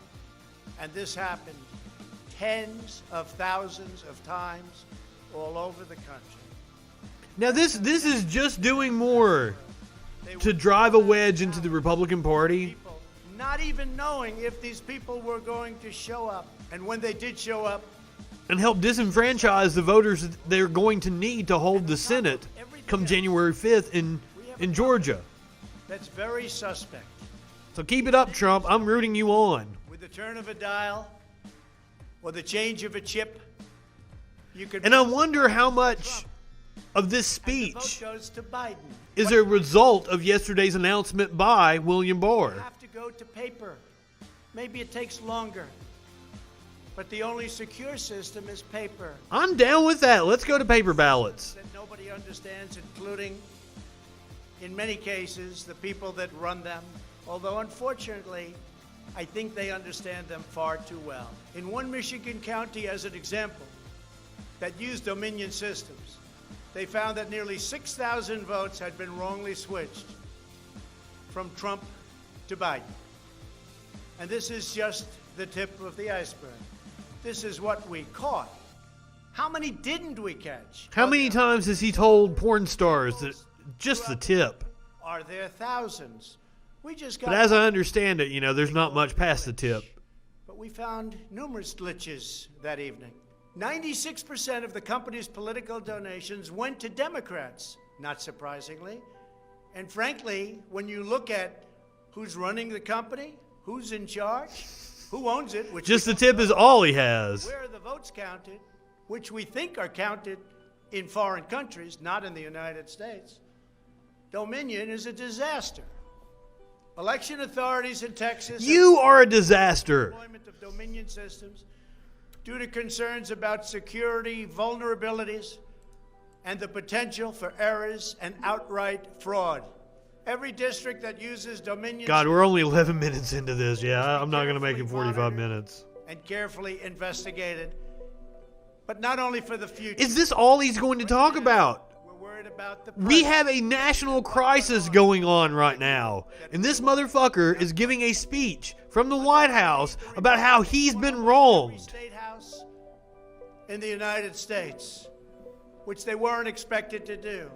We went up to 16 seats illegally in the swing states alone. Oh, we skipped ahead 7 minutes. The results Still talking about the election. Swing states must be overturned and overturned immediately. Some people say that's only in the swing states. That's too harsh. Well, does that mean we take a president? Now the Bill Barr thing yesterday, that's been him meeting with, the Republicans, Mitch McConnell, people that actually wield power in the Republican Party, and saying, yep, we're done. Trump is no longer useful to us. But they don't want to talk about it. So I'm assuming that Trump is completely on his own right now. A total catastrophe.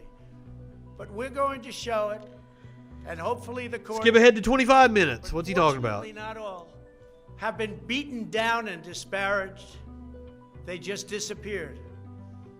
Nobody knows what happened to them. Why aren't they active? Why aren't they involved? There's so much to be involved in. The corruption is so rampant. They just couldn't take it anymore. They were threatened by Democrats with impeachment, and horrible things were said about them, and they're good people. Even recently, the head of the GSA was hounded and harassed. Because she wasn't doing her job. This entire speech is going to be about been before. How wrong he's been in the election. What can I say? We caught Comey cold. We caught McCabe cold. We caught them all. We're still waiting for a report from a man named Durham, who I have never spoken to and I have never met. They can go after me before the election as much as they want. But unfortunately, this is a man who is incredibly scared of what is getting ready to happen to him once he leaves office. We're going to talk about some of those things here in just a little bit. So who knows if he is ever going to even do a report. But if you look at the lies and the leak. All right, 30 minutes in. What's he talking about? We should ask for it. Can you believe this? These are not the actions of people who want fair elections. These are the actions of people who want to. The coronavirus is raging all across the country. This motherfucker gave a 45-minute press conference speech. It wasn't a press conference. Also, I believe this is totally pre-recorded. Is you are trying to encourage, enable. About how everybody is out to get him. Fraud. is important for Americans to understand that these destructive changes to our election laws were not a necessary response to the pandemic. The pandemic simply gave the Democrats an excuse to do what they... Son, you don't know shit about necessary responses to a pandemic. You dropped the ball. Let's go about 35 minutes in. ...this status, and register they did in levels that don't exist. In Wisconsin, there are approximately 7... And this is just all shit that he's heard on OAN, Newsmax, and to an extent Fox. In Georgia, 9 observers have testified to seeing countless irregular ballots without the creases or typical markings indicating that the ballots did not arrive in... We played that video that was on OAN, that woman, talking about how the ballot looked weird and shit. That's what he's quoting, some nut job poll worker that OAN went and found, talking like, oh, this box didn't look right. We watched 10 minutes of that video. No proof. Just the ballots didn't look right to me. 40 minutes in. State law, you're not allowed to do that. It has to be approved by the legislature. A judge can't do it. A state can't do it. An official can't do it. The only one that can do it is the legislature. Yes, we can. This is clear. They were not verifying signatures because they know the ballots have not been filled out by the voters in whose names they were cast. In other words, people filled them out that had nothing to do with the names on the ballot. A simple recount of the ballots under these circumstances only compounds the fraud. The only way to... We've had 2 recounts and an audit in Georgia. Conduct a full review of the envelopes in the relevant states. You will find that many of them, tens of thousands, have fraudulent signatures. A full forensic audit is required to ensure that only legal ballots from lawfully registered voters that were properly cast are included in the final count. This election is about great voter fraud. This election has been about your desperation to hold on to power, to prevent investigations into you and your crooked-ass family. Ballots that poured in, and nobody but a few knew where they came from, but they were counted, and they weren't for me. It's about big leads on election night, tremendous leads, leads where I was being congratulated. His bald spot is bigger than mine. Maybe I should look into doing the Trump come over so I don't have to wear a bandana anymore. I'm actually amazed at how good it looks. It wasn't looking very good the other day. I think hairdressers were afraid to get around him. For a decisive, easy victory, and all of a sudden, by morning or a I couple of might. days later, those leads Aw. rapidly evaporated. It's about numbers of ballots that... This is the same thing he was talking about 25 minutes ago in this speech. It's about machinery that was defective, machinery that was stopped during certain parts of the evening, miraculously to open with more votes. It was about The most important speech he's ever given has been nothing but a retread of conspiracy theories from OAN and Newsmax. I don't mind if I lose an election, but I want to lose an election fair and square. It's like he just went through all my Q supporting friends on Facebook and took all their posts, and he's just reading them one by one. We have no choice to be doing that. We already have the proof. We already have the evidence, and it's very true. Parler wrote this speech for him. And even judges so far have refused to accept it. They know it's true. They know it's there. They know who won the election. Judges he has appointed have laughed him out of court. Our country needs somebody to say you're right. Ultimately, I am prepared to accept any accurate election result. And I hope... Obviously not. ...is as well. But we already have the proof. We already have tens of thousands of ballots. It is a month later. To overturn... Tomorrow will be a month exactly since Election Day. All he has done is complain and whine like a gigantic man baby. Every reasonable American should be able to agree, based on what we have already documented, that we need a systematic analysis of the mail-in ballots to review the envelopes. I don't agree. It's about the signature. But I guess I'm not a reasonable American We can only review the envelopes. And that because I'm not a Trump sycophant. This is the absolute minimum we should expect. This is not just about my campaign, although it has a lot to do with who's going to be. It is absolutely all about you. It's about restoring faith. That's why you're wrecking the Republican Party, especially in Georgia, and the sacred rights that to try to get what you want. You don't care about the Republican Party. You don't care about the country. Nothing is more urgent or more important. The only ballots that should count in this election. Nothing is more urgent or more important.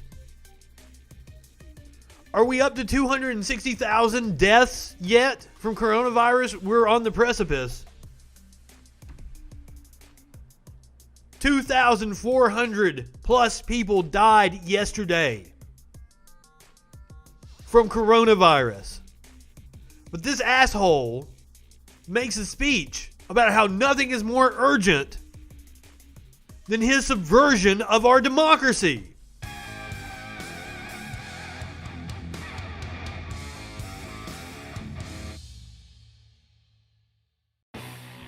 Here we go. This is Lynn Wood. By the way, if you look up Lynn Wood's clients, represent me when I filed a lawsuit now pending.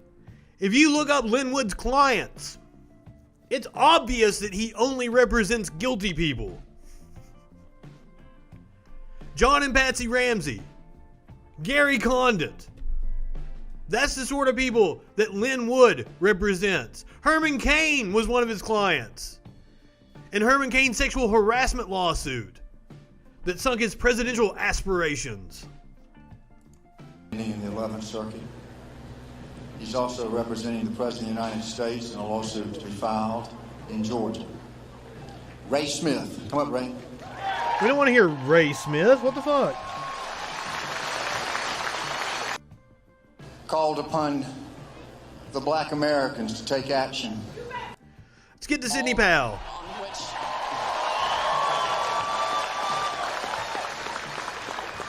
On which this extraordinary high-profile trash. Founded.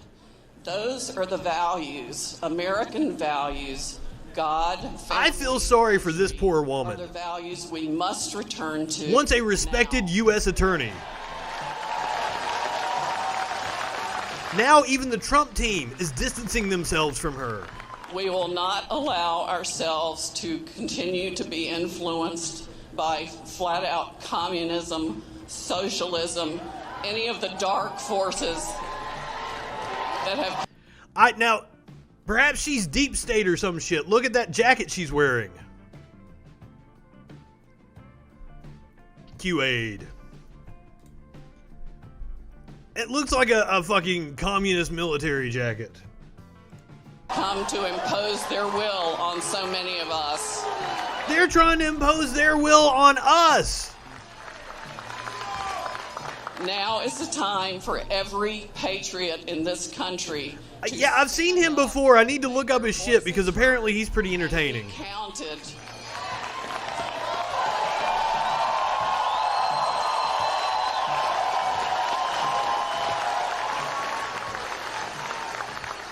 Every person serving in any public office, whether it be local, county, state, or federal, works for you. You pay them, and you're supposed to be able to elect them with your lawful and rightful votes. And Trump lost. There was and is still massive voter fraud across this country. It took all forms. It was not just the Dominion machines. We have experts and a witness who have explained to us that the fraud exists in the DNA of all the software that was run by any voting system in the country. So they all are at Who was your expert? The blonde woman from the hearing we just watched? I think we will eventually find that the algorithm that flipped votes at a certain percentage from Trump to Mr. Biden was run all across the country. There might be a few areas that I was thinking that as well. I don't think she knows what an algorithm is either. And then we have the extraordinary evidence of inexplicable spikes. I mean, hundreds of thousands of spikes in votes. Like the blonde woman from the hearing we just watched is probably her expert. Sometimes at a rate of 90% for Biden and 10% for Trump. We all know that defies reality. Now, I believe it was the Young Turks that was talking about how, like, she's a divorcee. She may, like, I don't know if she has kids or not. Like, she probably doesn't have anything else going on in her life. And I can tell you, you know, if you go out in front of a crowd and they cheer you on, that's a hell of a fucking drug. That's better than any other drug I've ever done. So, it's very possible that she is just drunk on her own bullshit. And that not only is it profitable, I'd say her book sales, she wrote 2 books. Both of them are conspiracy theories about deep state shit. I'd say her book sales have gone exponentially up. And she's enjoying hearing crowds cheer for her. So it's just going to compound this. The battier she gets, the more people cheer her. So she keeps getting more and more batty. You can't flip a coin 300,000 times and have it always land on heads. There are lots Weird of people analogy. that got cheated. And it went, even local races. Yeah.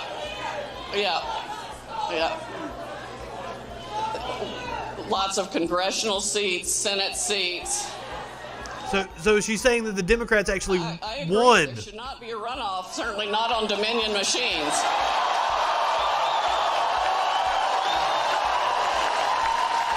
Now this is what I'm interested in. She is in Georgia, where we have the 2 Senate races on January the 5th. Keep it up, Sidney Powell. I am all for this. Please tell people that their votes don't matter. Honestly. Very good point, Tom. I think I would encourage all Georgians to make it known that you will not vote at all until your vote is secure. Do it! Do it! Do it! And I mean that regardless of party. We can't live in a republic, a free republic, unless we know our votes are legal and secure. So don't vote in Georgia, Republicans. And we probably must go back to paper ballots. Yes. Now I know you said this guy looks like Sammy Davis Jr., but what was the lawyer from Seinfeld? Did I tell you put on the bomb? Why'd you put on the bomb? Jackie Childs. That was the character's name from Seinfeld. Is this guy a lawyer? I don't even know who he is. I didn't even know about him until I was watching a video. It was on Dave's stream over on Echoplex. That's the first time I was exposed to him. He knew who he was, though. Apparently, he's pretty wacky. That are signed and have your thumbprint on them. 16 Tones, I believe they are proposing, I don't think it's for the runoff, but I think the Georgia legislator proposed some rule changes for the next election. I didn't get a chance to read that story earlier, but I think they are trying to change some of the rules. And we certainly should be able to find a system that can count them, even if it has to be done by hand. I mean, hey, I'm all for that, but now keep in mind what she just said. Apparently, she is part of the deep state and working on behalf of the Democrats, which if she is, like, cool, I'm down with that because Roger Stone says the opposite. Psychopaths at the Daily Beast and then Salon report that a moribund super political action committee that I was affiliated in 2016, the Committee for American Sovereignty, is the sponsor of a website in Georgia urging Republican and conservative voters. I don't know what their end game is with that. As I think it's more of personal enrichment, as I said, with her books, and that she's feeding off the crowd. Tell the people what they want to hear, and then they cheer for you. I don't think that she is actually working on behalf of the Trump team or the Republicans in any coherent way. I think it's all about personal gain for her, if I had to guess.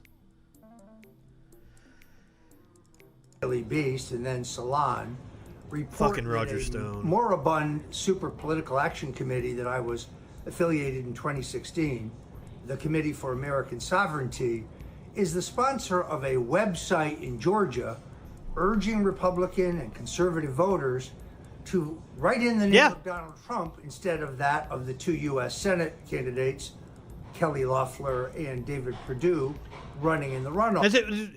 This is an evil man right here, but he ain't dumb. He ain't dumb at all. This is a very smart evil man.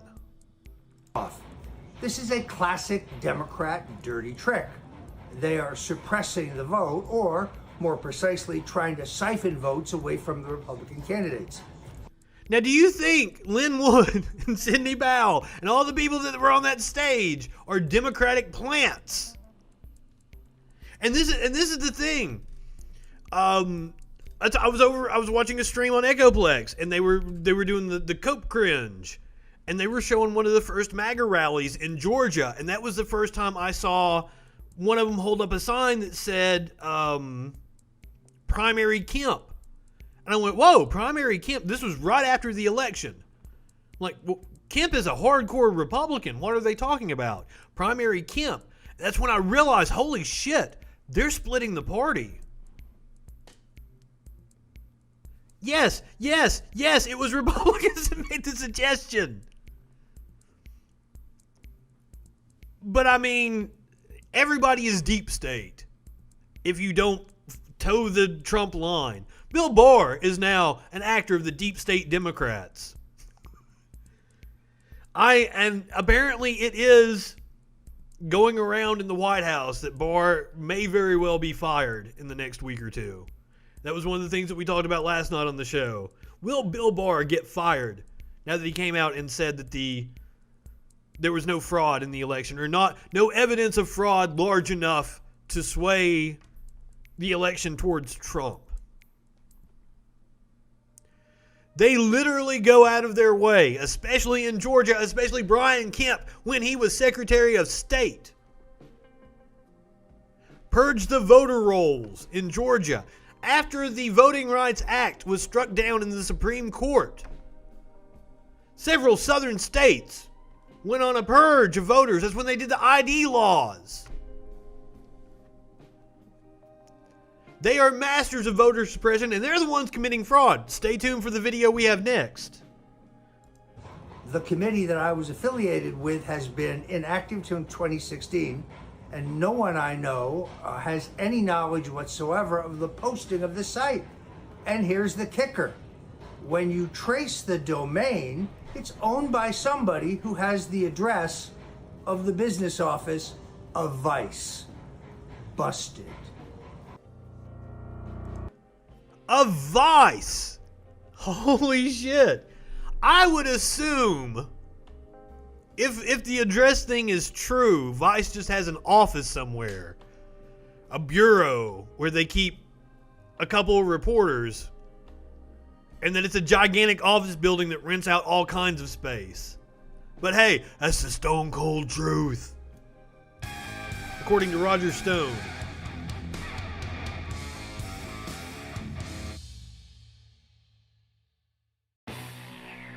So news broke a couple of days ago that Joe Biden had asked Dr. Fauci to stay on and be the chief medical advisor. President-elect Joe Biden said in an interview yesterday. This was Fauci's response on Today this morning. To wear a mask for 100 days. He said just 100 days, not forever. Is that enough, or do you feel like that might put an artificial time limit on how long people may need to be wearing masks? No, he didn't mean it that way. I spoke to him about that. What he wants, he just wants to get, and it's a good idea, uniform. He's saying, hey, folks, trust me, everybody for 100 days. Now, it might be that after that, we still are going to need it, but he just wants it, everybody for a commitment for 100 days. And I discussed that with him, and I told him I thought that was a good idea. He also said when he spoke to you, he asked you to continue in your role, which you've had under 6 presidents, but also to serve as his chief medical advisor. Will you do that? Did you say yes? Oh, absolutely. I said yes right on the spot. Yeah. That's encouraging. What's not encouraging is this story I saw. Officials aren't sure exactly what's driving the COVID-19 surge. I wonder what could possibly be driving the surge. Lack of federal leadership? Providing money to people so that they're able to stay home if they can? Mask mandates? I wonder what could be driving the surge. Since COVID-19 cases began to rise in late October, they've been rising steadily for months before late October. Small gatherings were quickly pinpointed by state officials in Virginia and across the country as a significant contributor to the spread of the virus.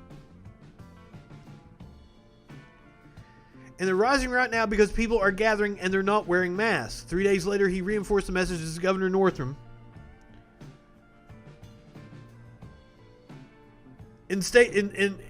Instituted a midnight curfew for restaurants and a ban on gatherings of more than 25 people. I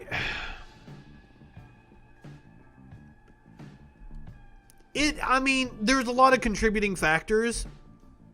The fact that the weather started getting colder. People started being indoors more. You had the expiration of unemployment benefits. People had to go back to work in the middle of October. Everything is just compounding this problem, and we don't have leadership.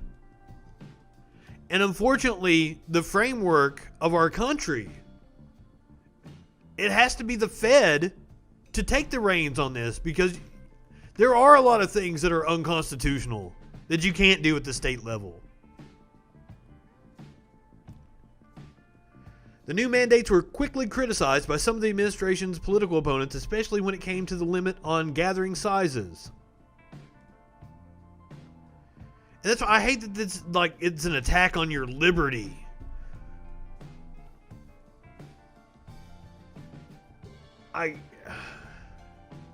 Like this delegate Todd Gilbert here, incredibly disappointed to see the governor announce drastic, new, and confusing.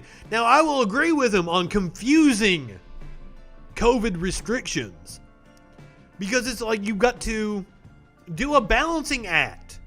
You've got to try to give the people the ability to go out and earn a living, because the federal government isn't providing people with the money.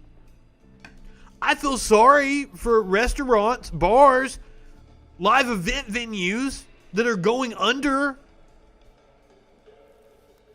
I honestly do. But I also feel sorry for the 3,000 plus people that died yesterday. Halloween was a factor. This has all been a disaster.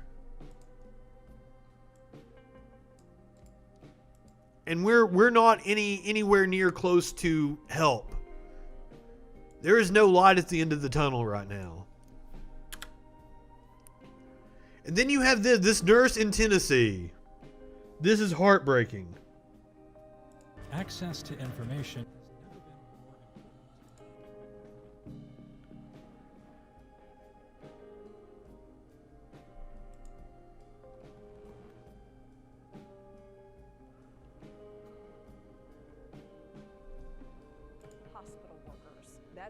Channel 5 Chief Investigative Reporter Phil Williams continues our coverage. Phil. Well, guys, what up, Phil? We continue to track the numbers. Every day almost brings a new record for hospitalizations. But a lot of people just don't seem to be swayed by the numbers. That's why one Tennessee nurse wants you to see the crisis through her eyes. Okay, so I guess where to start. We started this fight together. We started staying at home, not going out unnecessarily. As a community, I think that everybody did really well. They fought with us. If you want to see real COVID fatigue, look into the eyes of Nurse Emily Egan. And now, I guess they're tired of it, I guess. And that's another thing that is going to make this problem even worse. The strain that we are putting on our healthcare workers. Nurses and doctors aren't going to keep putting their lives on the line. I'm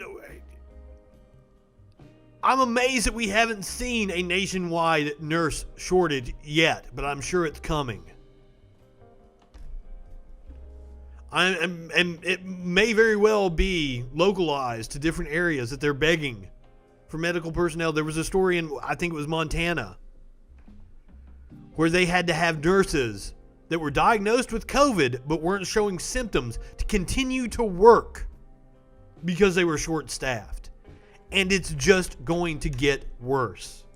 People are tired of being alone or in their homes and want to get out and be social again. And we understand the importance of mental health, but the fight is getting out of hand.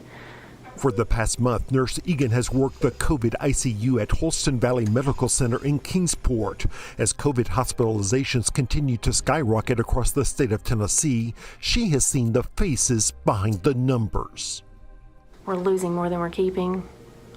I put an ungodly amount of people in body bags that I wasn't prepared to do, that I wasn't prepared to give up on a patient, but there was nothing else we could do, and we lost them. Across Tennessee, hospitals are feeling the strain. Sadly, some days the number of available ICU beds depends on the number of people dying. There's been days that I have lost 2 patients, did their care and got them moved out to the funeral homes, and had to take 2 right back that were equally as sick. I go home, I carry it home, I cry a lot. I cry a lot. Nurse Egan says she gets that some people don't like wearing masks, that breathing through them isn't always easy. But seeing these people die that can't breathe, you know, like it starts to take a toll on you. And you feel so frustrated that they didn't take it serious, you know, like I can't tell you how many patients that we've had that they contracted it at a ball game or at a family affair of some sort, you know, some birthday parties or dinner. And that's another thing, especially here in the South. I don't know how it is in other areas of the country. They've been all about playing some football, basketball. You look through the comment sections on Facebook, and that's what, oh, my kids don't get to play basketball, man.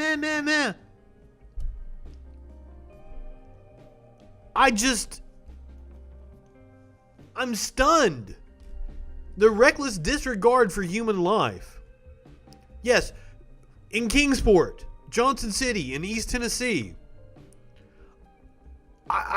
they have ordered refrigerated morgue trucks all over Tennessee because Governor Bill Lee has been a gigantic piece of shit. We talked about the lack of federal leadership, but in states like Tennessee and then in Alabama, Governor Kay Ivey, Governor Meemaw they call her, who shouldn't even be governor. She was the lieutenant governor under a governor that got the boot for having a sex scandal. Because, you know, of course, Republicans are involved in sex scandals.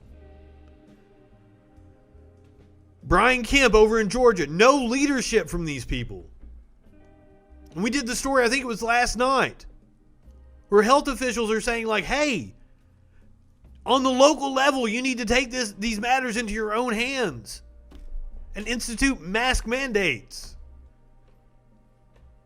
Even if you're not getting any support from the state. And think about it. Think about how many people died on 9/11 and how many billions of dollars we put towards the forever wars that we're stuck in now. And you can't even give people $1,200 to stay the fuck home. It is infuriating. In her case, she hasn't seen her own grandparents in months because these days, she says, require all of us to be willing to make sacrifices. I'm giving these patients my all. I've sat with them. I've held their hand as they died because family couldn't be here. And it starts to hurt. And if you could just stop one case by wearing a mask or staying home. $6 trillion. You are correct. It would help us so much. Just one case. If everybody did that for one person. We can't pass a $2 trillion bill that actually helps people and gets this shit under control. But there's no money to be made on it. At least when you go to war, it's a jobs program for the defense contractors that fill your political coffers. It's disgusting.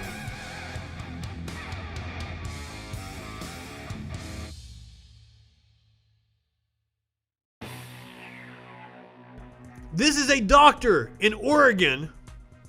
This is another one of these Stop the Steal rallies that happened. A doctor in Oregon talking about COVID and the myths surrounding it. So let's give this a listen. I'm for State Attorney General, and we're going to try and find out what really happened in Oregon on the Oregon votes. You know what I mean? It stinks. Something doesn't seem right. You know what I can tell you what happened. Trump lost. Of course Trump lost Oregon. Jesus. I mean, it just doesn't feel right. Sometimes you have a probably. No, it doesn't feel right. So anyway, who I'm going to introduce next is a doctor, and he's going to. I riled up a bunch of incels is what I did. Like, notice what they talk about. How much pussy you get? Yeah, come on, dude. Talk about being gay. These are incels. These are dirty-ass motherfuckers that need a bath. They've never had the time of day from a woman before. Or a man. They might be repressed. Oh, yeah, that was the first video we played tonight. That was great. I do encourage you to go back and watch that. And the video of Rudy Giuliani farting. Yeah, I'm sorry you missed that one. That was great. I think we determined that she was drunk, possibly, but holy shit, like the hair flip. Did you sign an affidavit? It was hilarious. All they ever talk about is their feelings. Everything is about their feelings. So, all right, this doctor in Oregon here. He's going to spend about 3 or 4 minutes talking about the myths real quick. I think SNL is back this week. If they don't tackle that, I would be surprised. But also, I didn't see that many people playing the clip. But maybe it was on all. Maybe it's on all the talk shows tonight. After it circulated a little bit, because holy shit, that hearing is just off the rails. COVID, and if we could have the barking dog be quiet so we could hear, that would be awesome. Thank you. Here's the doctor. Have the barking dog be quiet. Hello, so glad to see you all here today.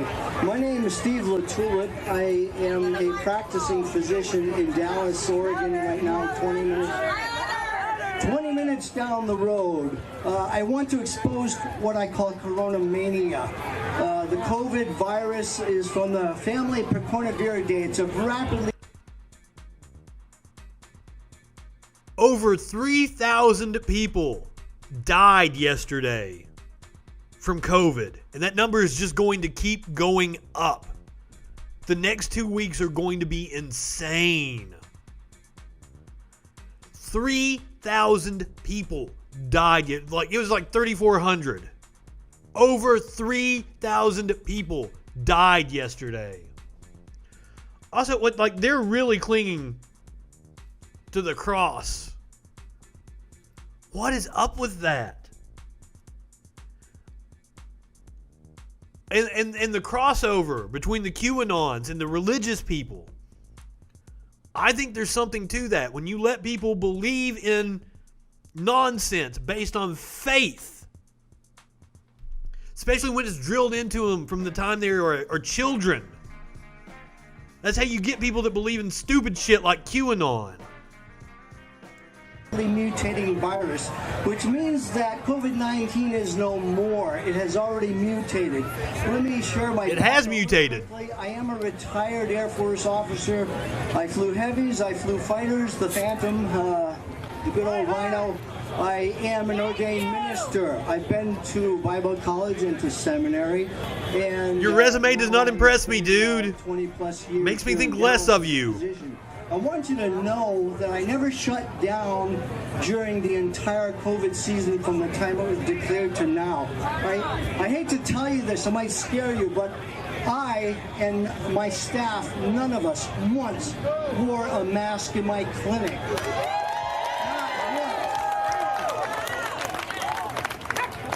And how many medical malpractice? From that, zero, absolutely none. I treated approximately 75 cases of COVID. The last time I saw a COVID case was on February 10th of this past year. I've seen nothing this year. I've seen no flu yet this year, and we have been utterly duped. And I want you to know that this is insanity, and the purpose was only to shut down the American people. This is a threat to your freedom, a threat to our Constitution. I petition all of you, please take off the mask of shame. It is a mask that is just designed to control you and to shut you down. The virology of COVID, the diameter of coronavirus is 0.13 diameters. The best N95 standard mask filters down to 0.3 microns. The great Don't apply logic to that. I'm going to put up a chain link fence to block the mosquitoes. This is utter stupidity. It is nothing more than to control you. COVID is nonsense. The virus is real, yes. It's a common cold virus. It's been with us forever. Please don't be duped. You have an immune system. I treated 75 cases. They were all better in a week. Not one of my patients went to the hospital. Not one of them was admitted for coronavirus. Thank you. Do not let them put you into... That's what the mask is, to stop you from spitting everywhere. Your spittle is how it travels. He's a doctor. He should know better. This is medical malpractice. He should have his license revoked. Because listening to people like that... apparently he is some sort of doctor. I didn't... I just had the video. I didn't have the article that went with it. I'm sorry. He runs some sort of clinic, but it's probably, he's a GP or something like that. Has no clue what he's actually talking about. But listening to people like that is the reason why pastor dies of COVID-19. Weeks after his megachurch reopened for indoor service. Bob Bryant of the Water of Life Community Church in Fontana tested positive for the coronavirus in November. Developed an aggressive pneumonia in both of his lungs. He then suffered a heart attack. Cough on my phone screen and see how many rainbows show up? That doesn't make sense to me, but probably makes more sense than anything that dude said.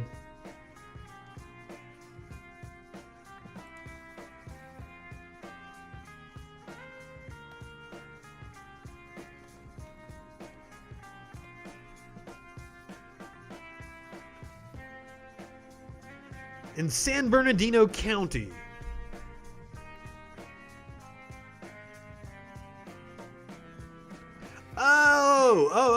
Okay. That makes sense. But now, this came out today. Obama, Bush, and Clinton, the living presidents other than Trump, will get on-camera COVID-19 vaccine to boost public confidence. I would rather they get on-camera tried at The Hague, but hey, good on them.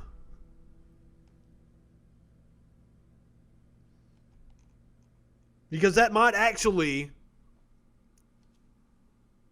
do wonders for instilling confidence in people. Especially older people, baby boomers. Oh, wait a minute. That's not... I left off a president. Carter is a living president as well. I wonder why he's not going to join them. I wonder if they ask him to. Or maybe he has some sort of condition where he can't take a vaccine. Carter is incredibly old. The three most recent former presidents have said they want to do their part to address the significant problems of vaccine hesitancy in the U.S. Obama told SiriusXM's Joe Madison that he understands why the African American community in particular would be wary of getting a jab, pointing to the long history of exploitation by medical establishments. Correct. It's a deep state agenda. You make a good point. But as nothing is going to instill confidence in any kind of anti-vaxxer, but there probably are some dumbass baby boomers who are like, oh, Clinton and Bush did it, so it's safe. So good on them, even if it's marginal, even if it's only 1% of the population that listens to them. Good on them. Now, a man who has presidential aspirations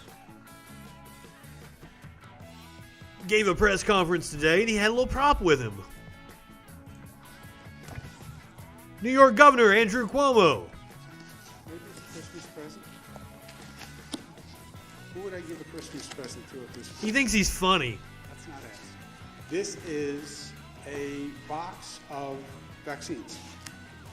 Pfizer, which is a great New York company, made the vaccine. Pfizer developed the vaccine without any assistance. Now, tentatively, I've scheduled a guest for tomorrow night.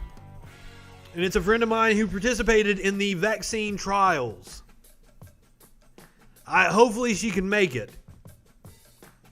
I want to talk to her about the controversy surrounding people that got the placebo in the trials and whether or not they can get the vaccine before there's like some kind of 2-year waiting period, supposedly. I don't know much about it. But I'm looking forward to talking to her. Hopefully she'll be here tomorrow night. So tune in for that. From the federal government. They did it all on their own. And we're very proud to call them a New York company. But the vaccine process is a complicated process. And the distribution is going to take a lot of work and a lot of effort. The package itself comes... And that's one of the reasons why people have been up in arms about not approving the transition to Biden, because it's going to be the Biden administration rolling out the vaccine. And a thermal monitor. Yeah, fuck Andrew Cuomo. Monitors the temperature of the package. But you know this motherfucker is eyeballing, if it's not, it's probably not going to be Joe Biden running in 2024. The vaccine is destroyed. It'll be Kamala Harris.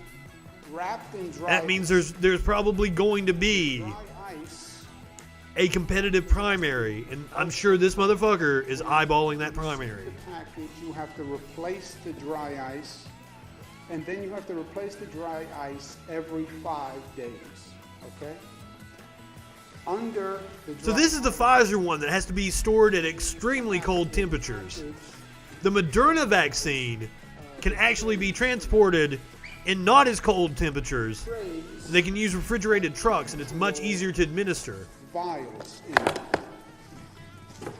But apparently, I was probably talking over it. Apparently, Pfizer is a New York company and is probably a donor to this motherfucker, if I had to guess. A vial, by the way, the vials. He had a lot of slip-ups with the nursing homes early on in the pandemic. Another great New York company. A vial contains enough for 5 dosages. The vial comes with a... I almost did the story about the vaccine hackers. There have been attacks on vaccine manufacturers. For the... I think it was the Moderna one that Dolly supported. One tray... I almost did the story about like North Korea trying to hack into the vaccine providers. 195 vials. Yeah, we want the Dolly one. Vial, this is a vial, can do 5. But if I had to guess, Pfizer supports this guy, gives him campaign donations. So roughly 5,000. This is the kind of scratch my back, I scratch yours kind of shit that goes on in politics that everybody's sick of.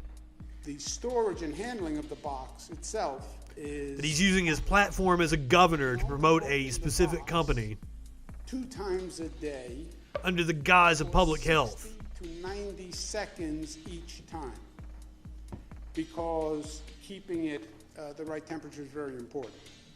So it's either in ultra cold storage or it has dry ice, but then you can only open it twice a day for 60 seconds to 90 seconds each time. When you actually do the vaccine, you take out the vial is frozen. You have to allow the vial to thaw at room temperature for about 30 minutes. It shouldn't surprise anybody. Dilute the vial for and let it stand. That's a good point. I didn't think about that. And then you have 6 hours to administer the dosage. Okay? So this is a complicated... But that would take coordination between the federal government, and we certainly do not have that. To come back and receive the second dosage about 21 days later. So, the package comes, it either has to be stored in ultra cold storage or the dry ice is replaced. Interesting. The dry ice can keep it up to 5,000 dosages, 5 dosages per vial, and then there's a procedure to de-thaw the vial, dilute the dosage, and then administer the I saw the story. Mobile morgues all over East Tennessee. Second dosage is 21 days later, and the person is not, the vaccine really isn't effective. All right, rapid fire on a few stories here. The White House Coronavirus Task Force tells public health officials to bypass state leaders in a dire warning.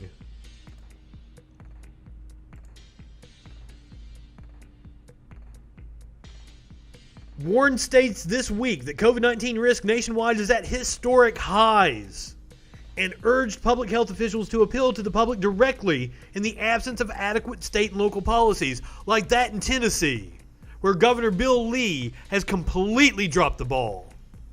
I saw where Governor Northrop, whatever the fuck his name is, blackface governor in Virginia, said he was worried because Tennessee's lax restrictions were causing spikes in Southwest Virginia.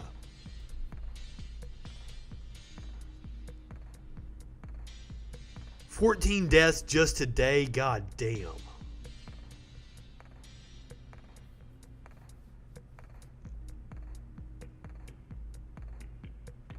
The White House Task Force said the U.S. is in a very dangerous place due to the current extremely high COVID-19 baseline and limited hospital capacity.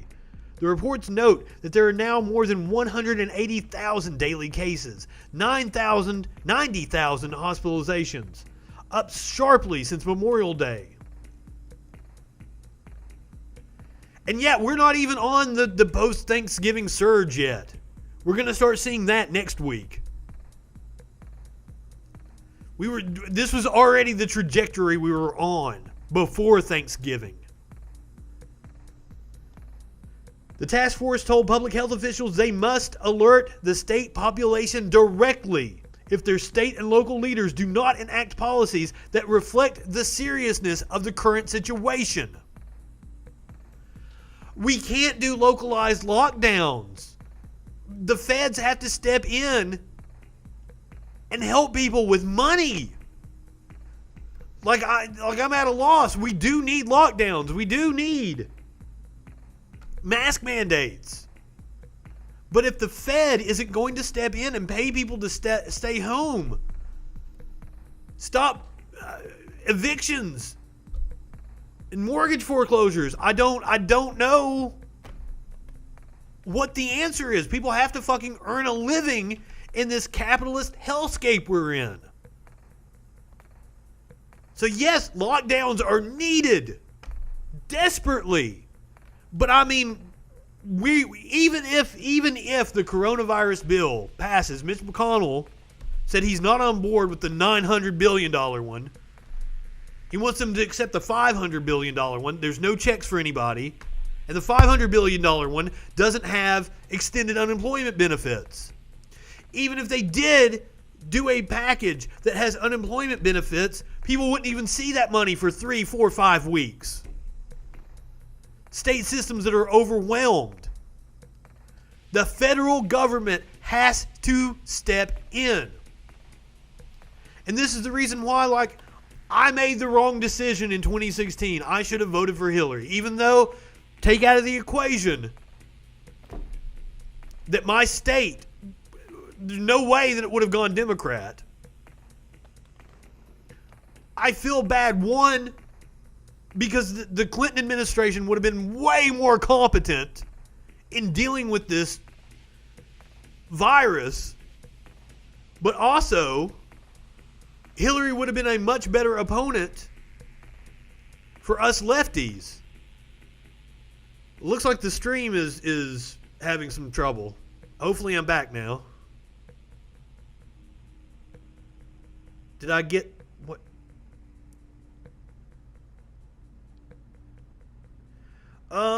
Did I get a text? I don't think I got a text. I got no text from the county, and I'm on the I'm on whatever the COVID database is.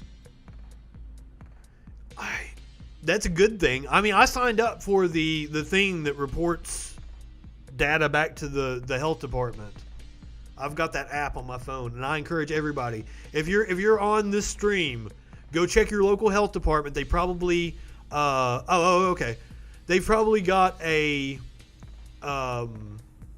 app that you can sign up for that will send you alerts and also gives your data to the health department. Grim news out of North Dakota. 1 in every 800 North Dakota residents are now dead. And this vital information is behind a paywall on Forbes. God damn. Guess I'm out of my articles.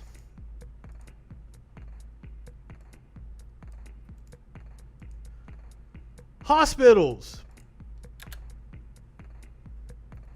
Stretched beyond reasonable limit as the number of COVID-19 patients reaches 100,000 and reported deaths hit an all-time high. Shut up, Gupta. 3,400 yesterday.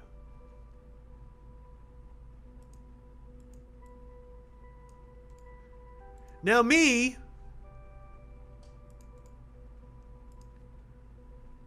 even as sexually charged as I am, I'm not going out and having any wild sex parties anymore. But in New Orleans, 41 people test positive for COVID-19 following a swingers convention at a New Orleans hotel. They are not following the CDC guidelines that say to hold off on eating ass right now. I'm laughing, but it's not a laughing matter at all. Especially because the people that are benefiting the most from this right now are large retailers and corporations. While the frontline workers are barely earning any more, even though they're in incredibly dangerous situations. I would assume a weather service is like the infrastructure, the best infrastructure that a state has to be able to get out alerts. So that makes sense that it would come from a weather service number.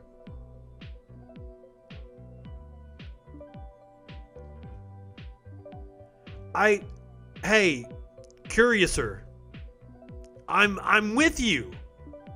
I'm very much on the side of freedom. But like, we've got to police the dumb fucks. Your freedom only goes so far until you're able to hurt another person. The freedom for me to swing my arm ends at it being able to hit your nose. And wearing a mask saves lives. We know this. We've got tons of data now. A study came out from Kansas because they had localized mask mandates. The counties where they had the mask mandates saw fewer deaths, fewer cases, drastically fewer cases. And even like one of the things that I didn't know at the start of this was about the viral load. It's how much of the virus you are able to take in determines how sick you get. I didn't know this. I thought it was like one drop of the virus and you've got it. So masks stop you from getting as sick as you would if you do contract the virus.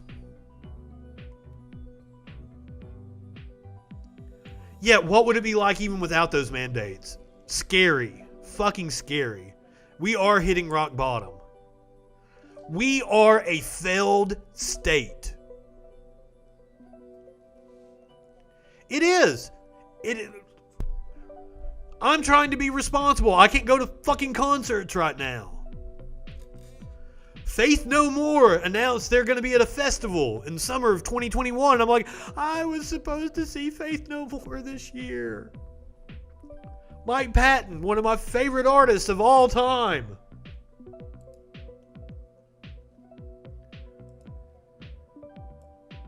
All because we can't get dumb fucks. Because we could have been over this. We could have been over the hump.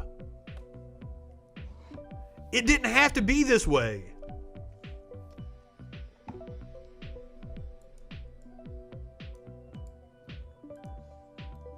You see video from like Taiwan. They're going about their lives.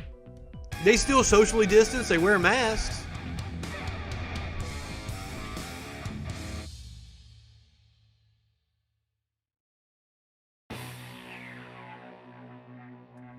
Let's listen to former Congresswoman Michelle Bachmann and her batshit crazy views. For this moment in the United States, we seriously, sincerely cry out to you, confessing our personal sins. We confess the sins of our country as proxies.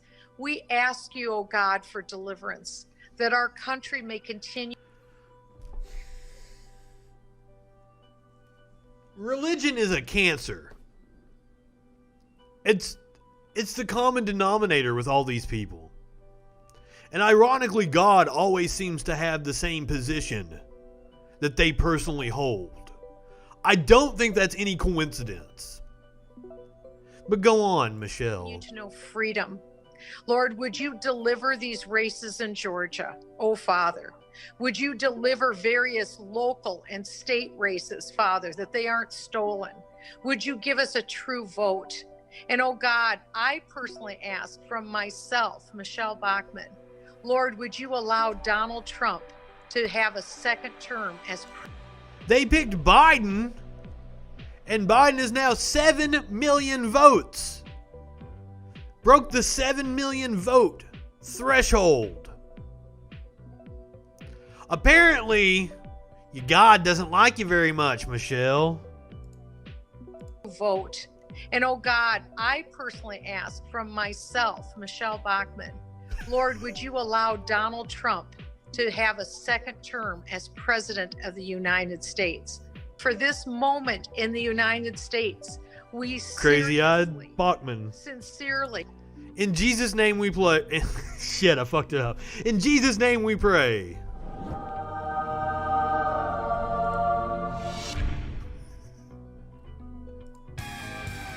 These people have gone batshit.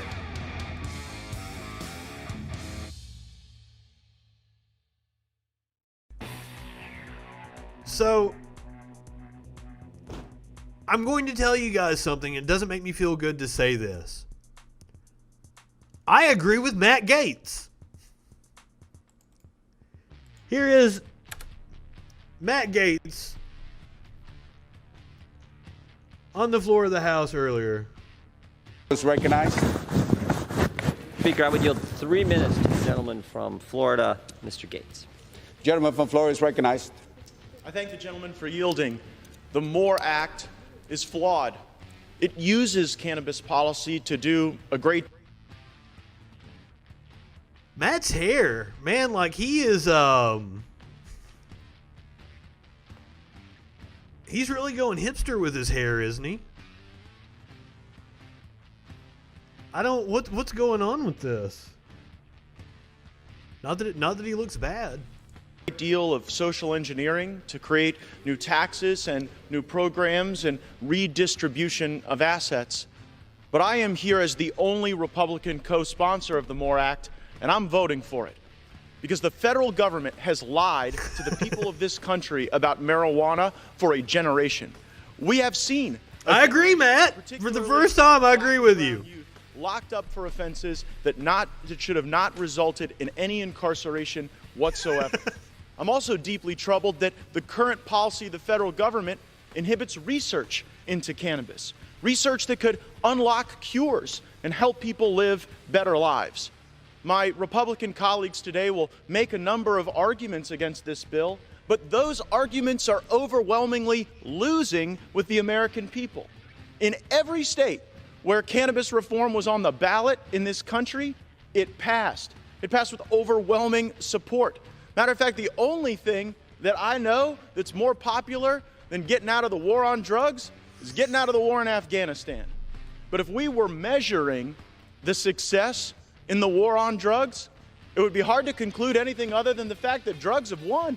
Smoke them if you got them. The American people do not support the policies of incarceration, limited research, limited choice, and particularly constraining medical application.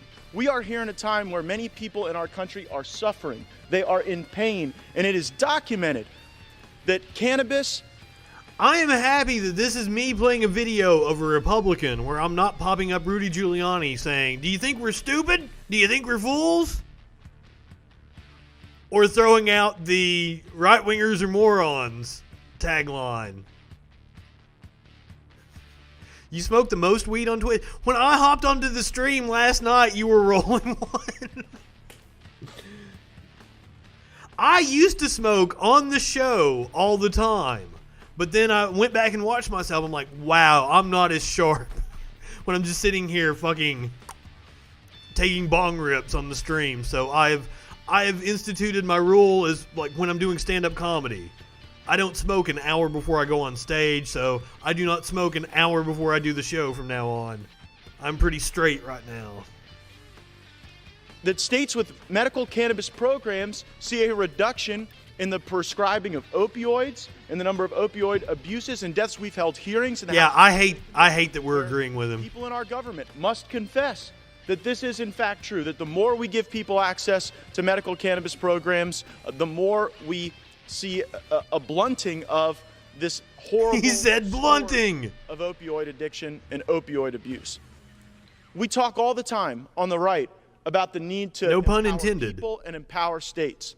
Right now, the federal policy on cannabis constrains our people. It limits our states. And I would only hope that in the 117th Congress, after this bill invariably dies in the Senate, that we'll actually come back and pass the States Act, because the States Act acknowledges that we have screwed this up in the federal government. And while we've screwed it up, states have taken action. They've designed programs in the way that our great federal system promises. And if we were to pass the States Act, then best practices would emerge. States that developed applicable programs for their people would be replicable, and we would see better policies. I'm going to vote for the MORE Act. It won't pass the Senate. It won't become law. But then we should come back in the 117th Congress, and we should truly do more for our people. I thank the gentleman. He is correct. There is no chance in hell that it will pass the Senate. Absolutely not. But just the fact that it passed the House today is historic. Not only does it decriminalize weed, as I read it earlier, I didn't really get into the minutia of it. I believe it expunges people's records for marijuana's possession, which is also a very big step in the right direction.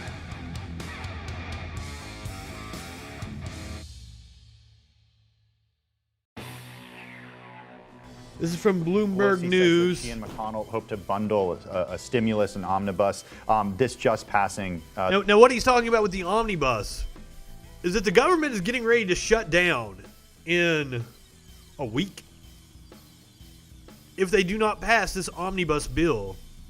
It's a spending bill to fund the government. Now, it's very possible they will come to a conclusion to do a continuing resolution, is what they call it, just to fund for another month until we get to the new administration. It's also very possible that the government shuts down next week. We'll see what happens. The Bloomberg earlier in the day. What does that tell you about the fact that we are going to see something by the end of the year? It's looking incredibly likely. I mean, you know this from your days covering Capitol Hill. When you're in the halls of Congress, if there are lawmakers and there's a deadline, if they have a... I would have said that it was not very likely. He has way more confidence than I do. However, I'm a pretty hardcore cynic. Plane ticket booked to get home, they don't want to move that ticket. And to be honest, that's really what's serving as sort of the driving pressure. I'm not even trying to be funny here. It's the reality. That's a factor in all this. And spend it with their families, and that's just the reality of. But I mean, hopefully the Republicans in Congress are looking towards, their political futures without Trump. Especially Mitch McConnell, but Mitch McConnell just won re-election, so it's not like it's any skin off his back. Of covering Congress. Speaker Pelosi, headlines crossing the Bloomberg terminal just within the last 15 minutes or so, saying to reporters in the Capitol that she wants there to be some type of omnibus or essentially some massive legislative vehicle to attach some $908 billion worth. That's the bipartisan bill put forward by Romney and Dick Durbin. $3+ trillion that Democrats had originally wanted for. Then they cut it down to $2. But would not include direct payments to you and I. $1 billion. When I talk to Republicans, they like what they see. They feel that they're moving in the right direction. But as you and I both know, Tim, there is no deal until it is signed, sealed, and delivered on the president's desk. Yeah, look. And one of the things that I read today was that it's kind of gone quiet on Capitol Hill because the staffers that need to be involved in the talks, they're actually writing the legislation, and that's a good sign that there has been some consensus and that we will actually see a bill come to the floor on Monday. McConnell has still said he is not for that $908 billion bill. But I don't know that McConnell holds all the cards here. Because I'm sure there's several Republicans that really want that bill. But it's kind of up to McConnell to bring the bill to a vote on the Senate floor. We're a lot of moving pieces right now. I think if we learned anything from this morning's jobs report, tens of millions of Americans are still certainly struggling, and it couldn't come any sooner for so many people here in the U.S. Kevin, I do wonder to what extent the activity that you've seen from Democrats and Republicans when it comes to the stimulus just in the last few days sort of foreshadows for January. And look, I know a lot hinges on what happens in Georgia, but let's say that Mitch McConnell and Republicans hold on to the Senate. What does it mean for future stimulus packages? Because as you mentioned, this is significantly less than the several $1 trillion that Democrats wanted. Does it look like Biden will be able to get anything done to that tune when he becomes president? You know, I think that's the question that we're all having down here in Washington. I mean, truly, because it's interesting, right? Because when we started the week and when we get these positive headlines, Tim, about, suddenly they are getting closer to a deal. Well, what changed? Well, essentially, Speaker Pelosi's looking at the incoming House of Representatives, and she's looking at the spread. For slimmer margins. Decreasing. You know, Republicans made gains in the House of Representatives. Which really puts the the power and her in the moderates' hands. By all accounts, she wouldn't say this publicly, has essentially decreased a little bit, right? Because the centrist Democrats. Now, who's and the rational Republicans that actually remain. The 2020 cycle, centrists, not just centrists on the left, but centrists on the right. It's why someone like Senator Susan Collins, a Republican of Maine, Mitt Romney, I know some people, don't get me in trouble, some people wouldn't classify him as a centrist, but he is someone who has been critical of President Trump. Those types of Republican senators, compared to other Republicans, I guess, the ones that a President Biden is going to be looking to cut deals with, to pick off in a Republican-controlled House, and to bring along the centrists in the House of Representatives. So it's a fascinating, dust-settling moment here in Washington, D.C., where the new Joe Biden era is starting to take shape, and it's really between Leader McConnell and President Biden. And Speaker Pelosi's capital has decreased just a little bit.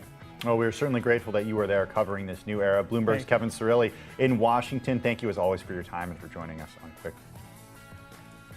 So we're looking to Monday. If a bill comes to the floor on Monday, that will be an optimistic sign that they are going to pass something before they leave Washington. Now, Bernie Sanders has come out and said that he doesn't support the bill. And I completely understand why he doesn't support it.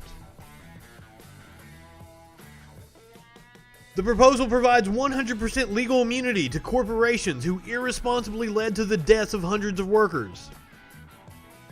It would continue to provide a get-out-of-jail-free card. Now, that has been McConnell's sticking point, is that he wanted this immunity legislation put in there for corporations. Americans need at least the $1,200 to pay rent and feed their family. Manchin Romney provides nothing for them, and that is correct. The only thing in that bill is an extension of unemployment, and it's not the $600 plus up. It's a $300 plus up. And there's no sign that that would be retroactive so that you'd be able to get that going back a couple of months. Because a lot of the proposals have had the plus ups. I think Ro Khanna put forward a proposal. It was like a $2,000 a month, and it was retroactive back to July. One of the things I've talked about on this show is I'm amazed that the oligarchs and the corporate backers that run this country aren't wanting to get money into the hands of Americans before Christmas. So many retailers don't even hit the black until they hit the Christmas season. So seeing a depression through December going into Christmas buying season is going to severely hurt even the big box stores. The Manchin-Romney not only provides no direct payments, it does nothing to address the healthcare crisis and provides totally inadequate assistance for the most vulnerable. The American people need help now. Receive at least $1,200, and that they don't give legal immunity to corporations who break the law. Now, I agree with Bernie Sanders 100%. However, It's kind of this deal or nothing. I hope Bernie is able to flex his muscle and get something for the working class in there. But I don't see anything better than this $908 billion bill on the horizon. And they are running out of time to be able to pass that. So kudos to Bernie for standing up. However, at this moment in time, I think the Democrats should really take the deal. At least it's something, even though, as I pointed out, if it's these expanded unemployment benefits, you're not going to see those for 3 or 4 weeks. If you were on unemployment earlier in the year and you exhausted your benefits, or if you were a gig worker, a contract laborer who was able to collect unemployment, your ability to collect unemployment expired back in October. So while it may allow gig workers, contract laborers to receive that $300, you're going to have to reapply through your state unemployment mechanism, and it's going to be 3 or 4 weeks at the soonest that you would see that money. People need help now. Now, Bernie was on Anderson Cooper last night, and he was talking about how to put pressure on Republicans like Mitch McConnell. You know, to get some of these things accomplished requires not only an outpouring at the ballot box, but also an ongoing outpouring of people being involved. That's right. And there's a lot of folks, and I'm wondering if you get this sense, who are sort of exhausted. How did you not get a $1,200 check? And if you don't, there was a website. If you didn't get your $1,200 check, go and sign up for that website. Or go look at it's got resources to help you be able to collect that check, because the CARES Act money expires in the next couple of weeks, and it may be with the spending bill next week. So do check into that. I don't know what the website name is, but I know that there is a website that has resources for helping you collect that $1,200 if you did not get it earlier in the year. And, you know, they feel Joe Biden got elected, Democrats, and now maybe are taking their foot off the gas pedal. Well, we can't afford to do that. And I know that there are incredible grassroots organizations who are working in Georgia, working all over this country. Oh. People together to demand that we create an economy that explains that works for all of us and not just the few. And I think that if you had a President Biden, a Vice President Harris, going to Kentucky and asking the workers there whether they're satisfied with a $7.25 an hour minimum. And Bernie knows what he's talking about. When the coal miners got stiffed by the coal companies and did a strike where they held up the trains, not letting them take the coal out until they got their last paychecks from the company that stiffed them, Bernie was there with them on the front lines. Minimum wage. You know what? I think Mitch McConnell may start to move. And I think that's true for Republican senators all over the country. The truth is that today people are hurting in a way that we have not hurt for generations. People want action. And I think if the Biden administration is strong and forceful and comes out with a list of proposals and the American people are saying, yeah, that's what we need. Of course we should cover health care for all. Of course we got to stop being ripped off by the drug companies who charge us 10 times more for insulin than they do in Canada. Let's go, Joe. Let's do it. And if we can rally the American people, even if we don't control the Senate, I think we can get a hell of a lot done.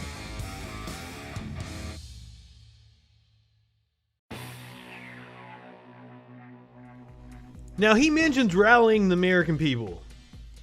Now, there has been a big national story, and I haven't covered it yet. It's gotten very little play here in America, and there's a good reason why. In India, I think this is the biggest strike in the history of the world. Millions of people are rising up against Modi.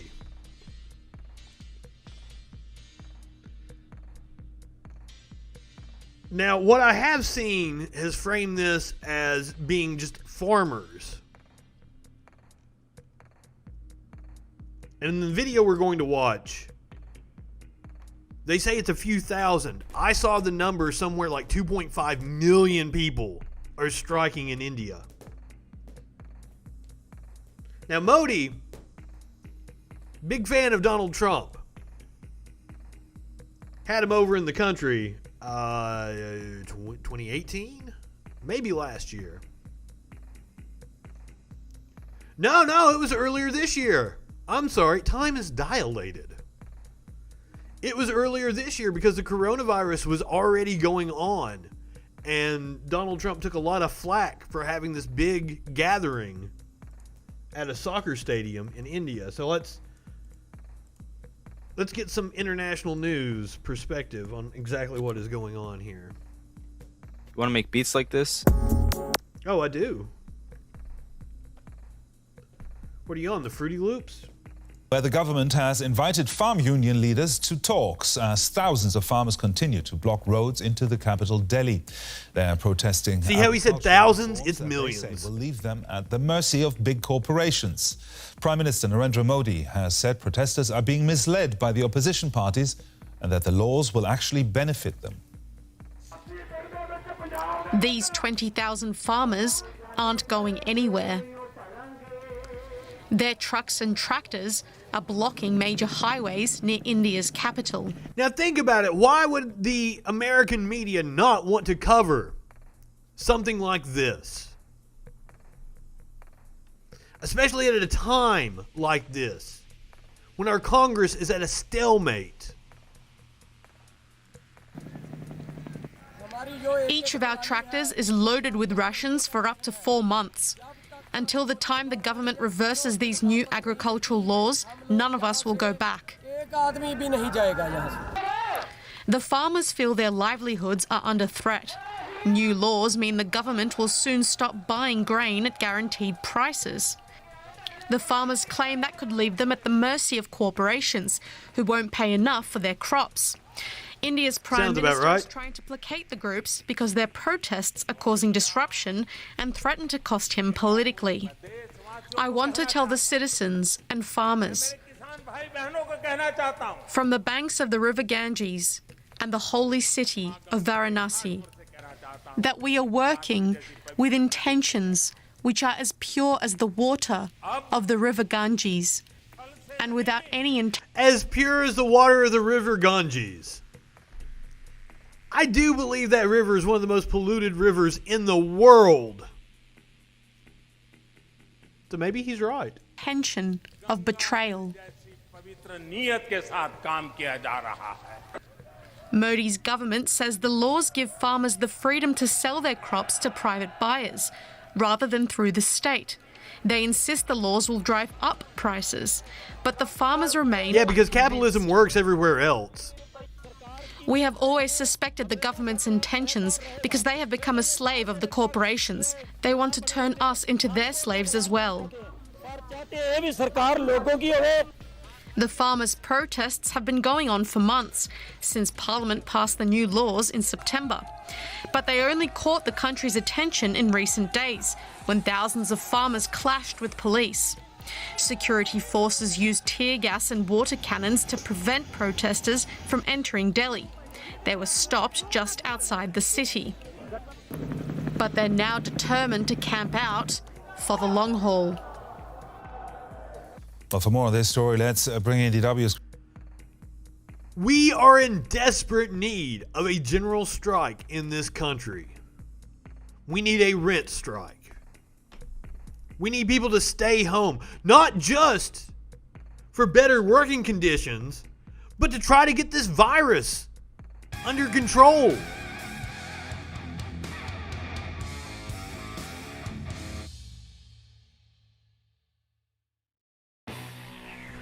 So, in Hungary, there's a politician incredibly anti-LGBT. So, I think you guys all know what's getting ready to happen here in this story. Let's go ahead and roll the tape. Fidesz MEP József Schaier has admitted to violating COVID-19 restrictions by attending what Belgian media is calling a sex party. Police were called to an apartment on Friday. Whoa, you guys were having a gangbang and you didn't invite me? It's the second time I've said that line on this show. Night in Brussels after getting a report of potential breaches of coronavirus restrictions. Killer beard guy. 5 people there, mostly men. Schaier tried to escape along a roof gutter when police detained him. He, along with 2 others, invoked diplomatic immunity. The politician, who was a senior member of the ruling Hungarian Fidesz party, resigned on Sunday. Let's cross straight over to Jack Parrock, who's standing by for us in Brussels. Jack, a hugely salacious story, but let's just start off with the facts. What is it exactly that Schaier and the Brussels prosecutor have said?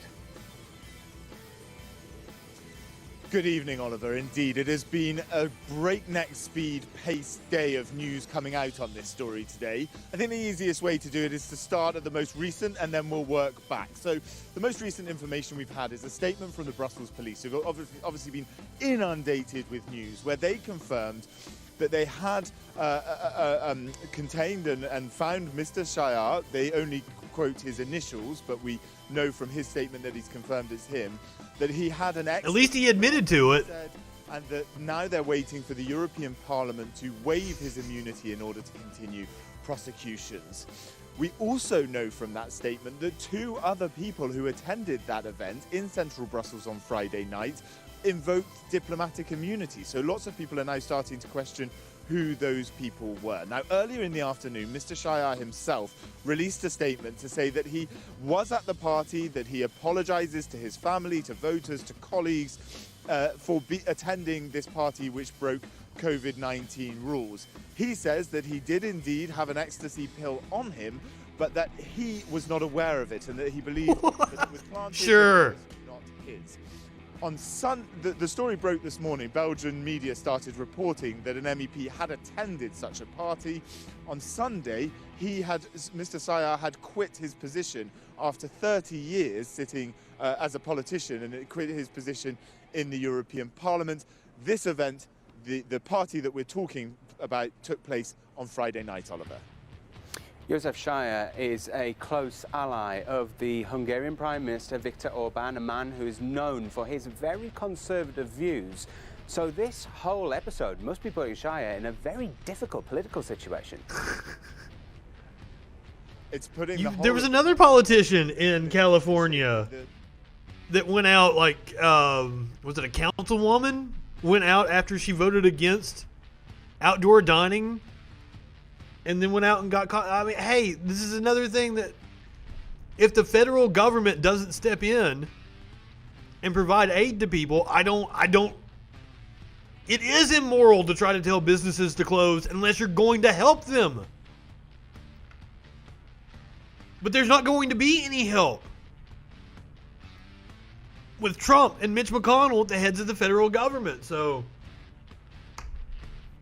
the optics are horrible. But now, I don't go out very much. I don't leave the house. Sex party is probably the only way you're going to get me to leave the house. Oh, sex party? Okay, cool. I'm on my way. Apparently, most of the people there were men. Just to add that in to the story. And hey, you know, you get me on the hard drugs like the ecstasy, the meth, the speed. I'm going to be like, bring on the men. That is called in the kink circles, that is called party and play, P2P. The ruling party, the Fidesz party, in a difficult position, Oliver. He was a founding member of it. And as you know, that party espouses and pushes an extremely conservative agenda in Hungary and presses it here in Brussels as well. In fact, they don't want you to have any bisexual orgies. That ruling party that wrote into the Constitution that marriage is between a man and a woman, not not between 2 men, a sort of not a whole orgy. agenda that they were pressing there. So this is something that is going to be very sticky for the Hungarians. You're correct.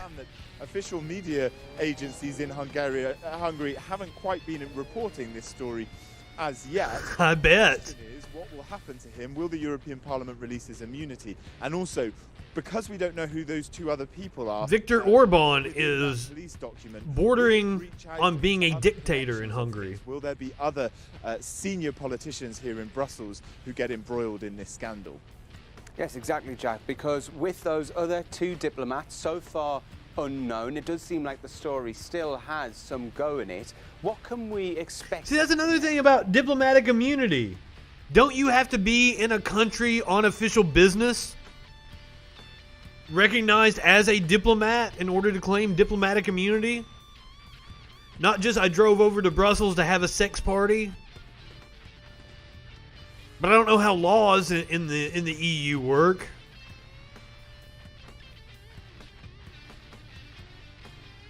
I would assume that you can't just claim diplomatic immunity because you were part of an orgy. I would think you would have to actually be there on official government business. Well, next we will expect to see whether they release statements, those two people, if they feel that they themselves are going to be exposed in it. And the next thing will be that the Belgian prosecutor will hope or will wait for diplomatic immunity. I would assume it would totally come to light. And then may begin to prosecute him on a drug charge. Prosecute him on a drug charge? Yeah, drug charge. And that's my problem with politicians like that. You want to talk about hypocrisy? Shit.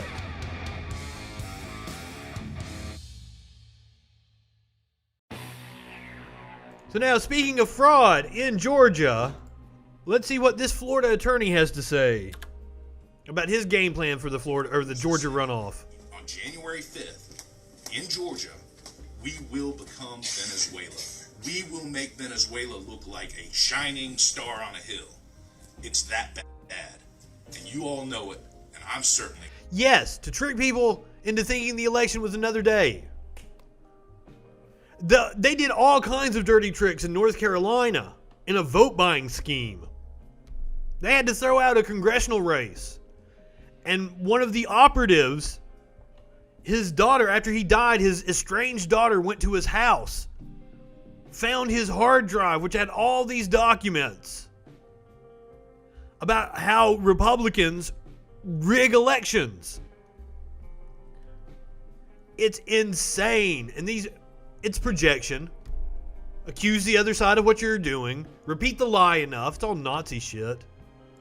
aware of it. We've seen it happen down there, and we are about to see it happen here. If we lose the Senate, they will pack the court. They will make Puerto Rico and possibly Washington, D.C., although... Oh my God! They're gonna make a territory a state? Oh, that would be horrible for democracy. Turn us into Venezuela. What was the other thing he said? That was absurd too. Pack the court. Pack the court. Pack the court. That's exactly what Mitch McConnell has been doing. Packing the fucking court. Blocked Obama judges on the federal level. Packed the courts under Trump. Accuse the other side of what you're guilty of. Puerto Rico and possibly Washington, D.C., although under the Constitution, I think that Congress is supposed to, but whatever. They don't care. If they have all three houses, if they have both houses. As if you care about the Constitution. I'm sure you probably retweeted General Flynn, who thinks Trump should declare martial law and hold a new election by the military. It's insane. Houses of Congress and the presidency, it's no holds bar. They do whatever they want, and they take your property. They take all your rights. They take any guns that you ever hope to keep, and they take everything else. We have to win on January 5th, and I will invite each and every one of you to be my roommate in Georgia. Don't even know the meaning of the word. You are correct. Let me show you proof that they do not know the meaning of the word. This is a right-winger on my Facebook. I see communism as corporate slavery. My response to that was, you don't know what communism is, do you? And that's not the first time. I got called commie boy and was told I'm a slave to Walmart and Amazon. I was under the impression that they thought communism meant authoritarianism. I don't even know now. But it's just a scary word they throw around. Socialism, communism. It's a buzzword to them. Venezuela. They can't explain to you what here on Parler.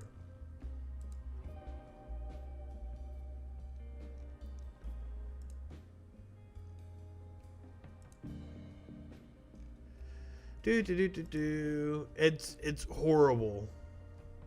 It's a horrible interface. God, I can't even get back to the dude's comment.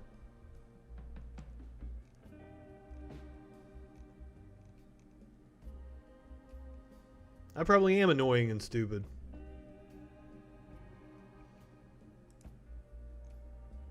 Okay, there we go. Can you even define communism? Horrible fucking interface.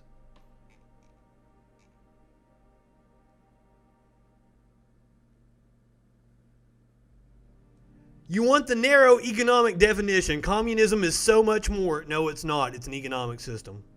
Than that. Let me give you this simple definition. Communism is murder.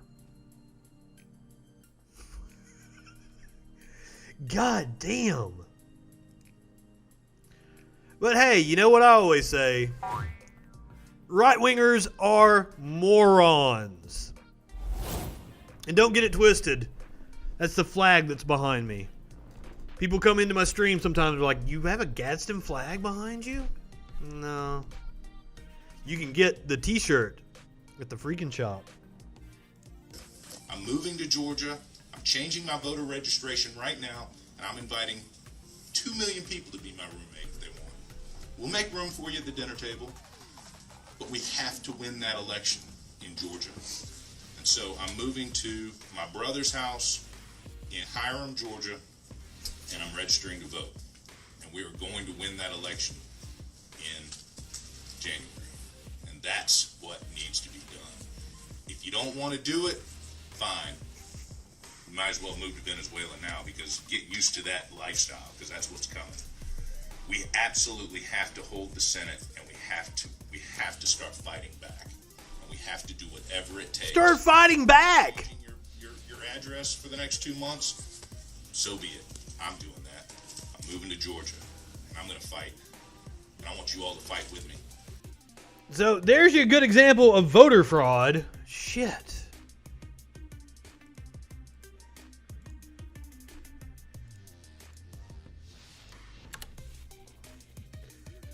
Georgia has been asked to investigate whether Lindsey Graham tried to interfere in presidential and Senate elections.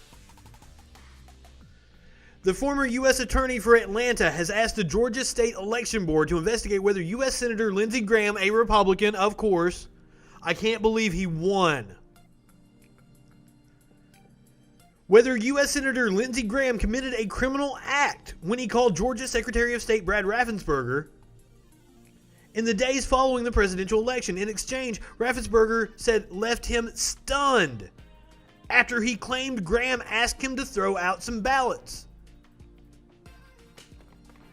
Michael Moore, not the documentarian, who served more than 5 years as the U.S. Attorney for the Middle District of Georgia under President Obama, said the reported request violated several Georgia election laws and amounted to trying to form a conspiracy to commit election fraud.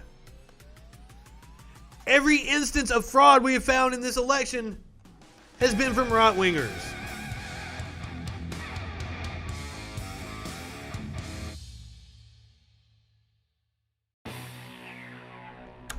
But now I promised crying Trump supporters, and I certainly will deliver.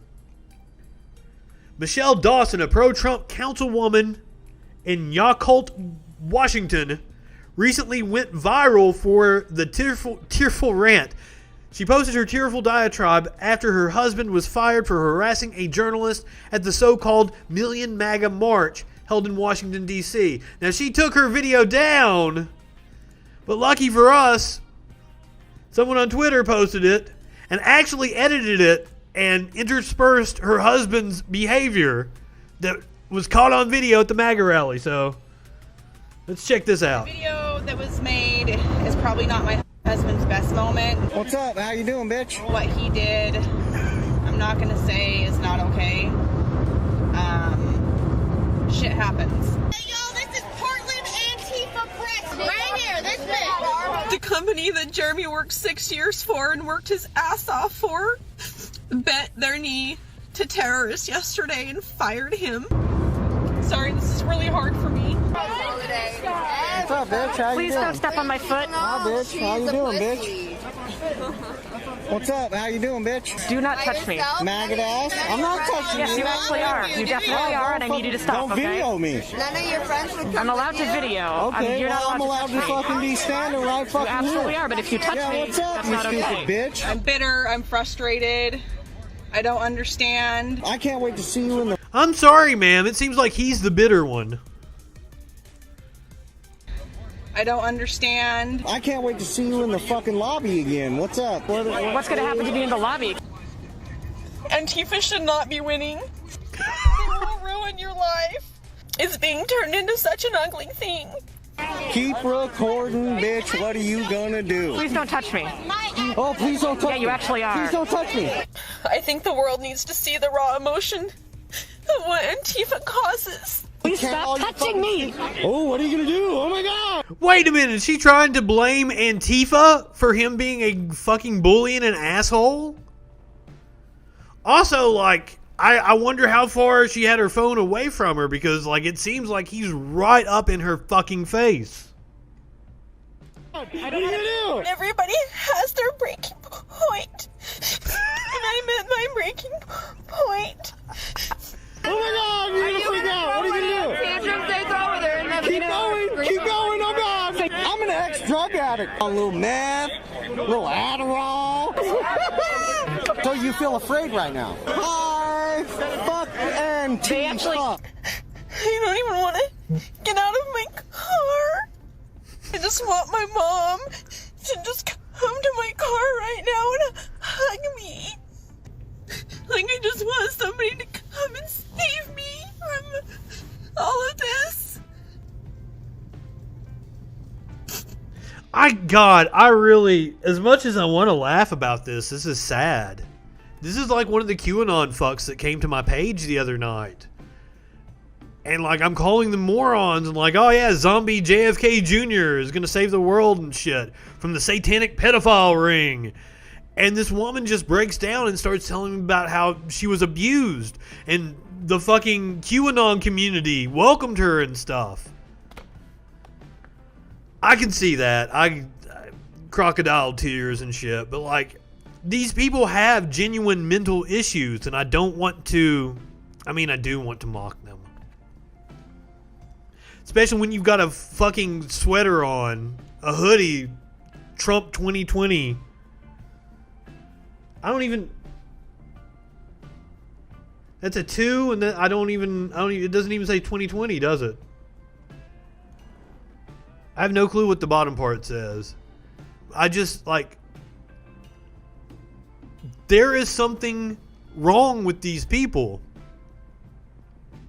I don't know what the answer is.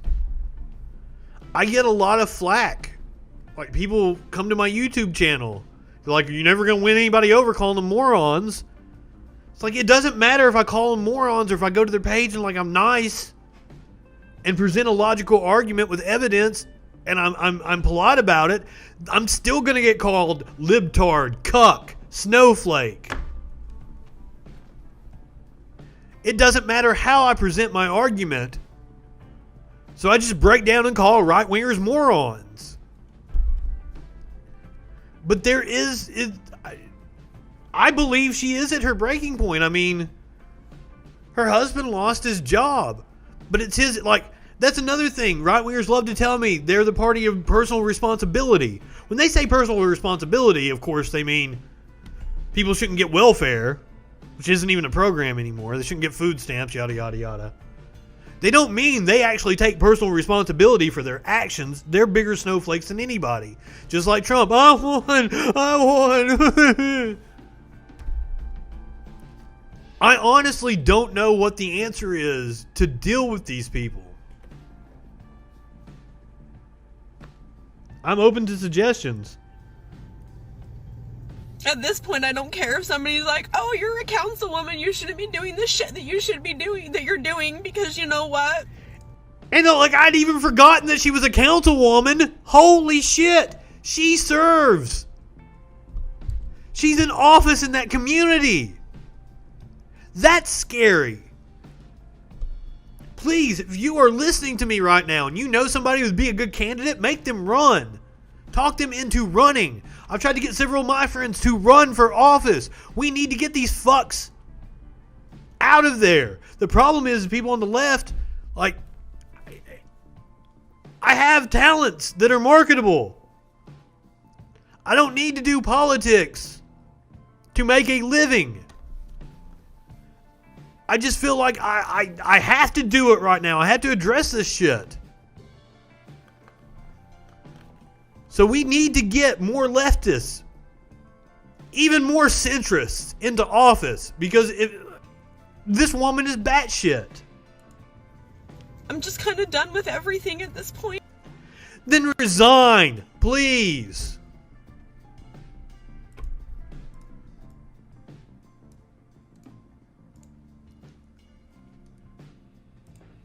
Now, she's not the only one having buyer's remorse over Donald Trump. A man has sued for a refund of his $2.5 million. $2.5 million he donated to Trump's election challenge. So this is even after the election. He donated $2.5 million to Trump.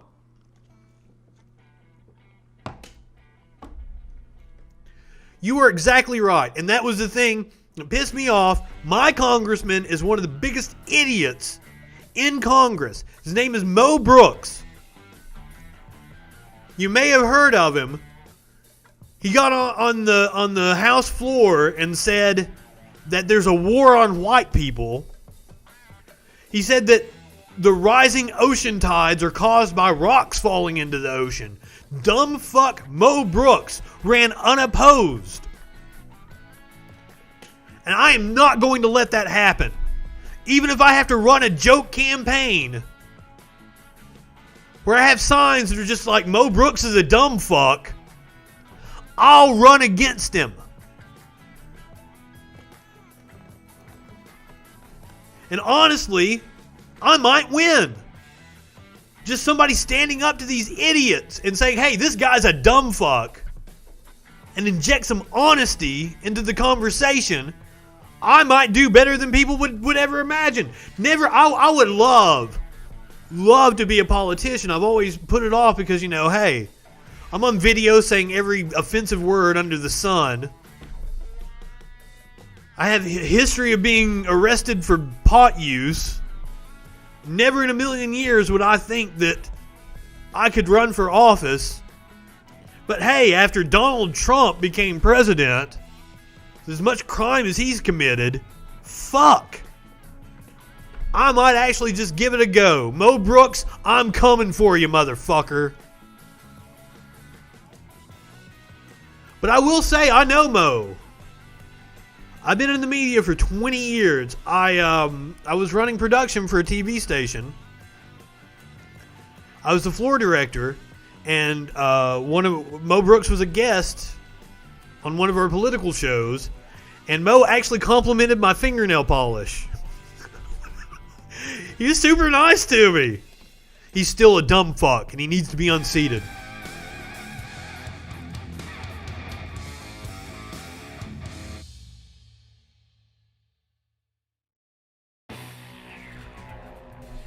Megyn Kelly was on with Glenn Beck the other day.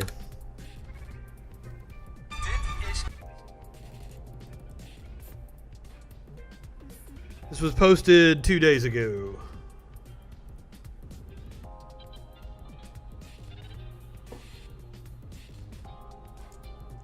Did we play? Now, Glenn Beck has really got this hipster look going about him. I don't know what's going on with him. In this division, do you think? No, I hate to Well, I don't. put you in the collective we here, but people like me. I mean, when I was at Fox, I spoke my mind. I said the things that... You, 100%. It's on you. People like you created this division in this country. By spoon speeding people absolute bullshit on Fox News. And yes, I know I said that wrong. It's a running joke on the show. Hashtag Foonsped. I said at Fox, I think President Obama is racist. No, wait, that's not quite right. He just seems to have some deep-seated hatred for white people. Culture. Well, what I was feeling, and I just realized this in the last year, what I was feeling that I didn't understand. No, he's talking about his fifis. What he's feeling. There's always, the facts don't care about your feelings, people, right? It's your feelings that Obama is racist towards you. Was critical race theory. Mm-hmm. So, did we play a role in this, or were we exposing the truth? I don't see it quite like what that. What truth? I mean, I'm proud of the work I did at Fox News, and I also think in general the Fox. Now, Megyn Kelly tried to pivot after 2016 to go to NBC and be more centrist, moderate, and they rejected her. So now you're seeing the pivot back towards right-wing grifter. So please, do tell us about how proud you are of what you did on Fox, Megyn Kelly. Fox News mission is a good one, to give voice to the voiceless, which is half the country, to remind people that these people never shut up. They are holding rallies across the country. Cope cringe, where they're trying to cope with the fact that Donald Trump lost. They don't fucking believe it.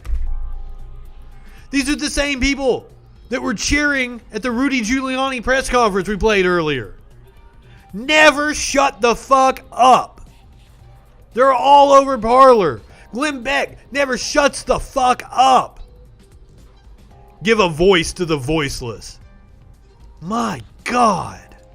They are not alone. That 71 million people in this country feel they are alone. 74 million voted for Biden. 71. I constantly get told that I live in my parents' basement by people who are probably fucking 50, 60 years old, all alone because their families left them because they're nut jobs that they've been listening to Fox News for 20 years.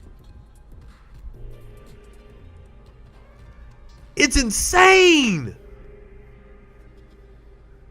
People eating fucking ravioli out of a can telling me I'm living in a basement.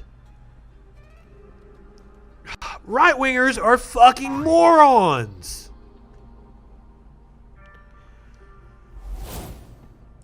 1 million voted for Trump. You're not alone, no matter what the media tells you or Hollywood tells you or big tech or corporate America. But listen, I'm not going to say that everyone's perfect. These are also the same people that are talking about the victim mentality on the left. No. Victim mentality is on the right side of the spectrum. Listen to the way they talk. Everybody's out to get them. There's a deep state. The CIA is fucking rigging elections along with the Republican governor of Georgia. With Nicolas Maduro and shit. Rigged the election against Trump. The media's out to get them.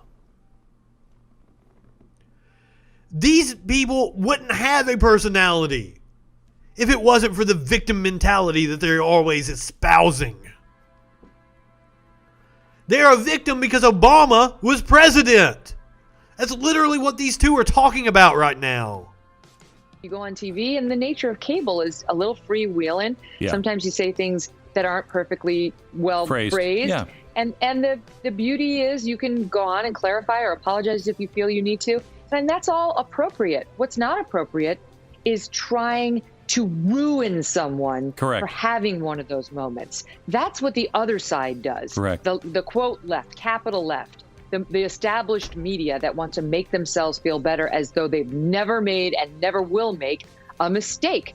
And I think the average... I'm not trying to ruin you. I'm trying to point out your fucking hypocrisy. I'm trying to point out your bullshit. And I gotta put on my fucking snow boots to wade through all the goddamn bullshit you guys espouse. People, sitting out there watching this are disgusted by them. But it's become... Disgusted by you. They sit at home thinking, am I crazy? Am I? Maybe I am Right. the one. Maybe every thought I have is awful. Like that's what they're telling me. Correct. That's why the Fox News mission is a valid one, if very imperfectly executed. Our mission right now in this digital world is also the same. Let me just throw in on the Fox News mission. I've always believed that, and I know that was, the understanding when they were built. I don't think that's the understanding. You can't have Neil Cavuto last night or... No, the understanding when they were built was fucking Roger Ailes, who was a political operative for the Republican Party, going all the way back to Nixon, who loved to sling mud and do yellow journalism.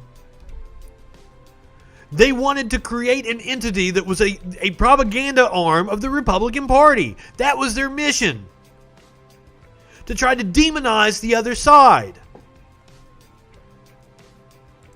a couple of nights ago say, let's stop taking the White House press person because that's dangerous stuff. We don't want to listen to that. Who, if I went and said, okay, well, I do want to listen to that. I want to judge for myself. I don't even know. Go to the White House website. Go to Donald Trump on YouTube. They're broadcasting it. Fox News actually has a shred of journalistic integrity, at least during the daytime. They were right to cut away from Kelly McEnany, who is, isn't she like 20-something years old? Completely unqualified, doesn't know what the fuck she's doing? Is both a campaign advisor and the press secretary. And you never know when she's on fucking TV which hat she's wearing.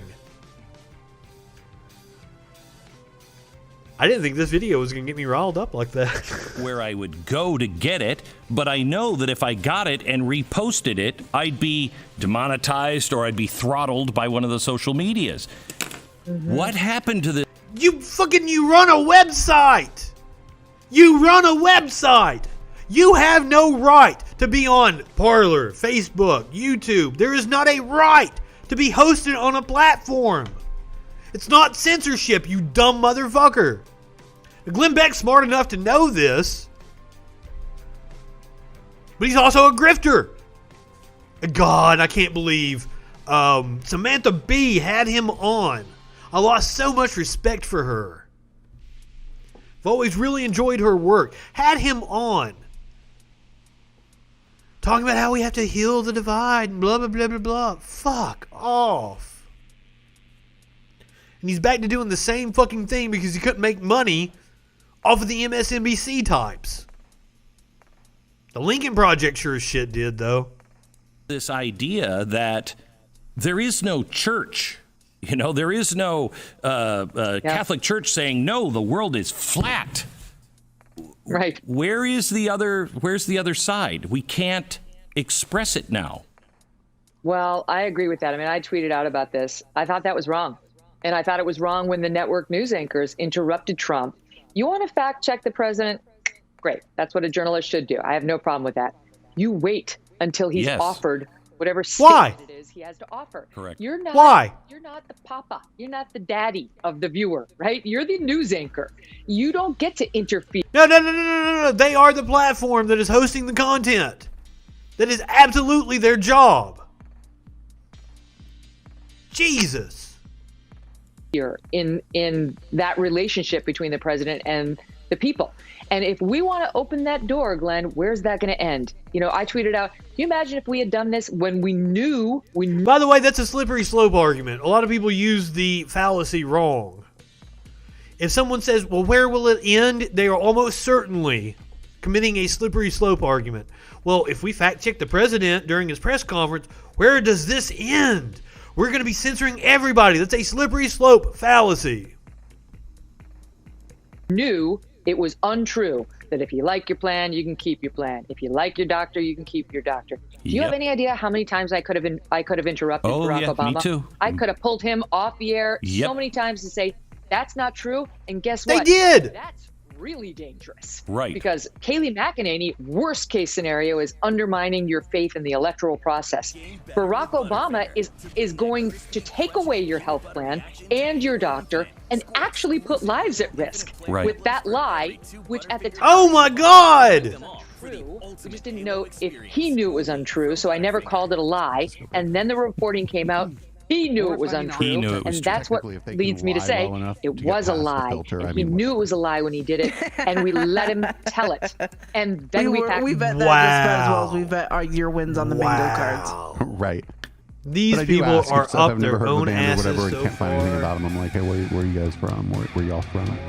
And sometimes they fucking tell the truth, and I'm like, oh, this is for Bay Area music. I'm hearing sorry. yesterday and sometimes maybe in they Michigan, lie well. We've got several they gave videos the Minnesota to watch. child the 5th degree. I'm like, aren't you the Minnesota Stick child? around because at the end, You can't be from the Bay Rudy Area. does something. The email was like, hey, dude, people move. And I was like, okay. I can't even. We had the Minnesota child on the show. You got to see it. You got to see it. I can't believe it was caught on tape. I was like, wow. So if you this move, woman was we may as Rudy's well have you on the show. You're fine. star Okay. witness. She was a poll worker. So I just want to say this has been a pretty good weekend. One, we ruined a Facebook group. This woman has already been declared by I did. a I judge joined it, and I've already been laughing, simply not smiling be posts. credible. She was a contract The other thing, though, is IT that Rudy worker Giuliani has the COVID. in Michigan. So let's give her a listen. And honestly, and I would be shuttled through a shuttle. Yeah, Justin Freakin. Speaking Oh yeah, of Justin's in there too. That was great. Like we fucked their group up hella bad. Yeah. But yeah, what Justin said earlier is I'm surprised he didn't get it earlier. About that because I do have two small young children at home and I needed access to my vehicle. What I witnessed at the TCF Center was complete. They told me that I would be parking in a parking lot. So that's the first of these videos. This one is the one where you're gonna go, shit. No. It's the next one. Oh, just wait. We haven't even got to the wackiest shit. And we know. Do we know to what extent that they're off? They were off. Right. Yeah, we know that. So why are you asking? What are you asking me? I'm trying to ask you if Sir, someone were to go ahead. If someone were to go and run the same ballot over and over and over again, that would end up showing up as a massive discrepancy, right? Did We've added up the took discrepancies. a ballot and ran it over and over and over again? Just one ballot, or a batch of 50? Either way, I mean, the batch of 50 is going to be even more. If you take one and you run it over and over and over again, yeah, people are going to notice that one has been ran over and over. I had numerous challengers come up to me and say, what's going on here? One guy got thrown out because he took a picture of me. Sure. I'm just wondering why the numbers at the end of the day Can't snap a picture of the Karen. aren't matching up with the stories that we're hearing. I'm trying to square that circle. And I know there's going to be an investigation of all of these as good as everybody allegations. else is in here. Yeah, there's Why going to be an isn't it me? investigation. Why of all isn't this. Doing a Rudy, I love it. It's not matching up. Everything that happened at that TCF Center was fraud. Every single thing. Every single thing. Avenue was taken to commit it. Every single thing. Now this is where it truly goes off the rails during this hearing. Poll book is completely off. Completely off. Off That like poll- 30,000? I'd say that poll book is off by over 100,000. That poll book. Why don't you look at the registered voters on there? How many registered voters are on there? Do you even know the answer to that? No, I guess I'm trying to get to the bottom Zero. of this here. Zero. There's zero. So, my question then. Now I had a friend comment that maybe Rudy Giuliani is actually a Sacha Baron Cohen character. I said Sacha Baron Cohen is too tall to play a Rudy Giuliani character. Possibly. Or just a little whoop-boo. I think Rudy is Andy Kaufman. I'm going to have to look up when Andy Kaufman died, and when Rudy Giuliani actually came to prominence in the public eye. Winch, what's up? Do you think Rudy Giuliani might quite possibly be an Andy Kaufman character? I think it's plausible. But anyway, back to this crazy woman here. Is if the Guess how many? Wait, what about the turnout rate? 120%.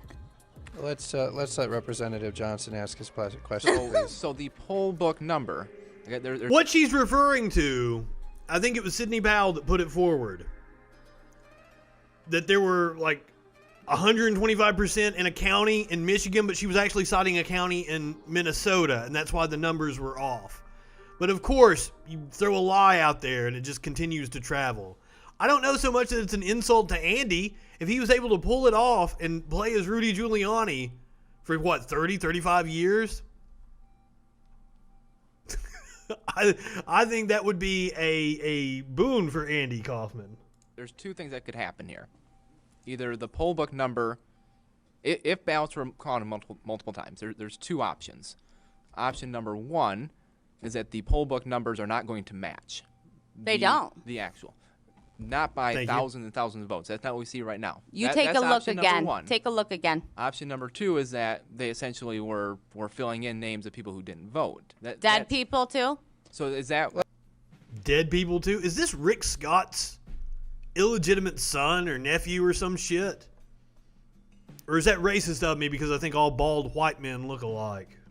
Let's let Representative Johnson ask his question, and then when he's done... I thought that was his answer. Okay. Well, I guess that's my question here is why we're not seeing the poll book off by 30,000 votes. That's not the case. What did you guys do? Take it and do something crazy to it? I'm just saying the numbers are not off by 30,000 votes. What was in her coffee cup that morning? I know what I saw, and I signed something saying that if I'm wrong, I can go to prison. Okay. Did you? Okay, I do believe that he is indeed under oath. If this is a legislative hearing. Did you? This is just insane. We gotta watch that again. So is that? Let's let Representative Johnson ask his question, and then when he's done. I thought that was his answer. Okay. Well, I guess that's my question here is why we're not seeing the poll book off by 30,000 votes. That's not the case. What did you guys do? Take it and do something crazy to it? I'm just saying the numbers are not off by 30,000 votes. So I know what I saw. That they're filling in. I know what I saw, and I signed something saying that if I'm wrong, I can go to prison. Okay. Did you? Okay, look at that. Who wants to take bets on whether that video is going to be transposed against her being perp walked for lying in an affidavit? I'm just trying to ask you a legitimate question here. Yeah, let's let Representative Johnson ask his question, and then don't interrupt him, and then if you want to respond to it, that's fine. Did you have more, Representative? Yeah, I guess I just want to keep following back up with the poll book. So are we saying that the poll book is either wildly off or that they are filling in names? It's wildly off. Did you? Voted and illegals voted. Okay. So that's my answer. I think. Wow. Do we have any more? Kenny. He writes that your description of the events at the TCF Center does not square with any other affidavits. Yeah. He says that there are... excuse me, I'm speaking. Please, let's let the representative finish, and then you can... He writes that there are no other reports of... I would have never expected a woman like her to interrupt someone who's talking. During the count.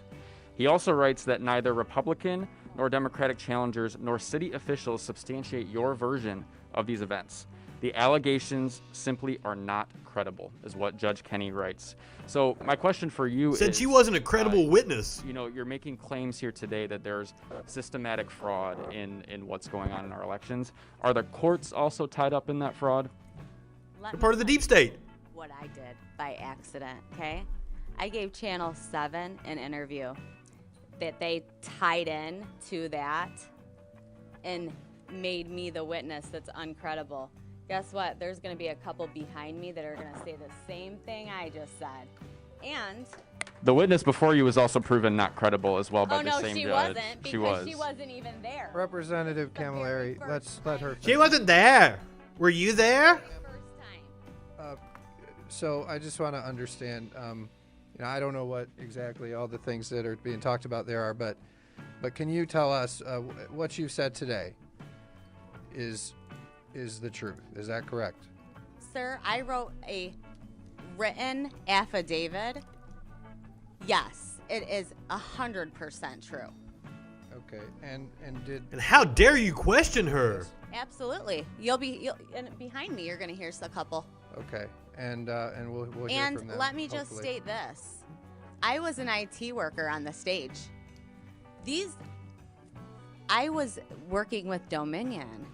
I had not. Who in the world employed her as an IT worker? I'm doubting she can barely work her fucking phone. She has to call somebody up to convert a PDF file. No, poll workers were not allowed on the stage. But hey, lady, you got some cool hair. I'll give you that. I wish I could do that with my hair. The data loss, nobody would have heard about that besides me, Samuel, and Nick. Okay? Just like nobody knows that Samuel went Everything about her is to sus. the Chicago warehouse besides me because I worked for Dominion. But now, all these allegations went over like a wet fart in this hearing. Literally, like a wet fart.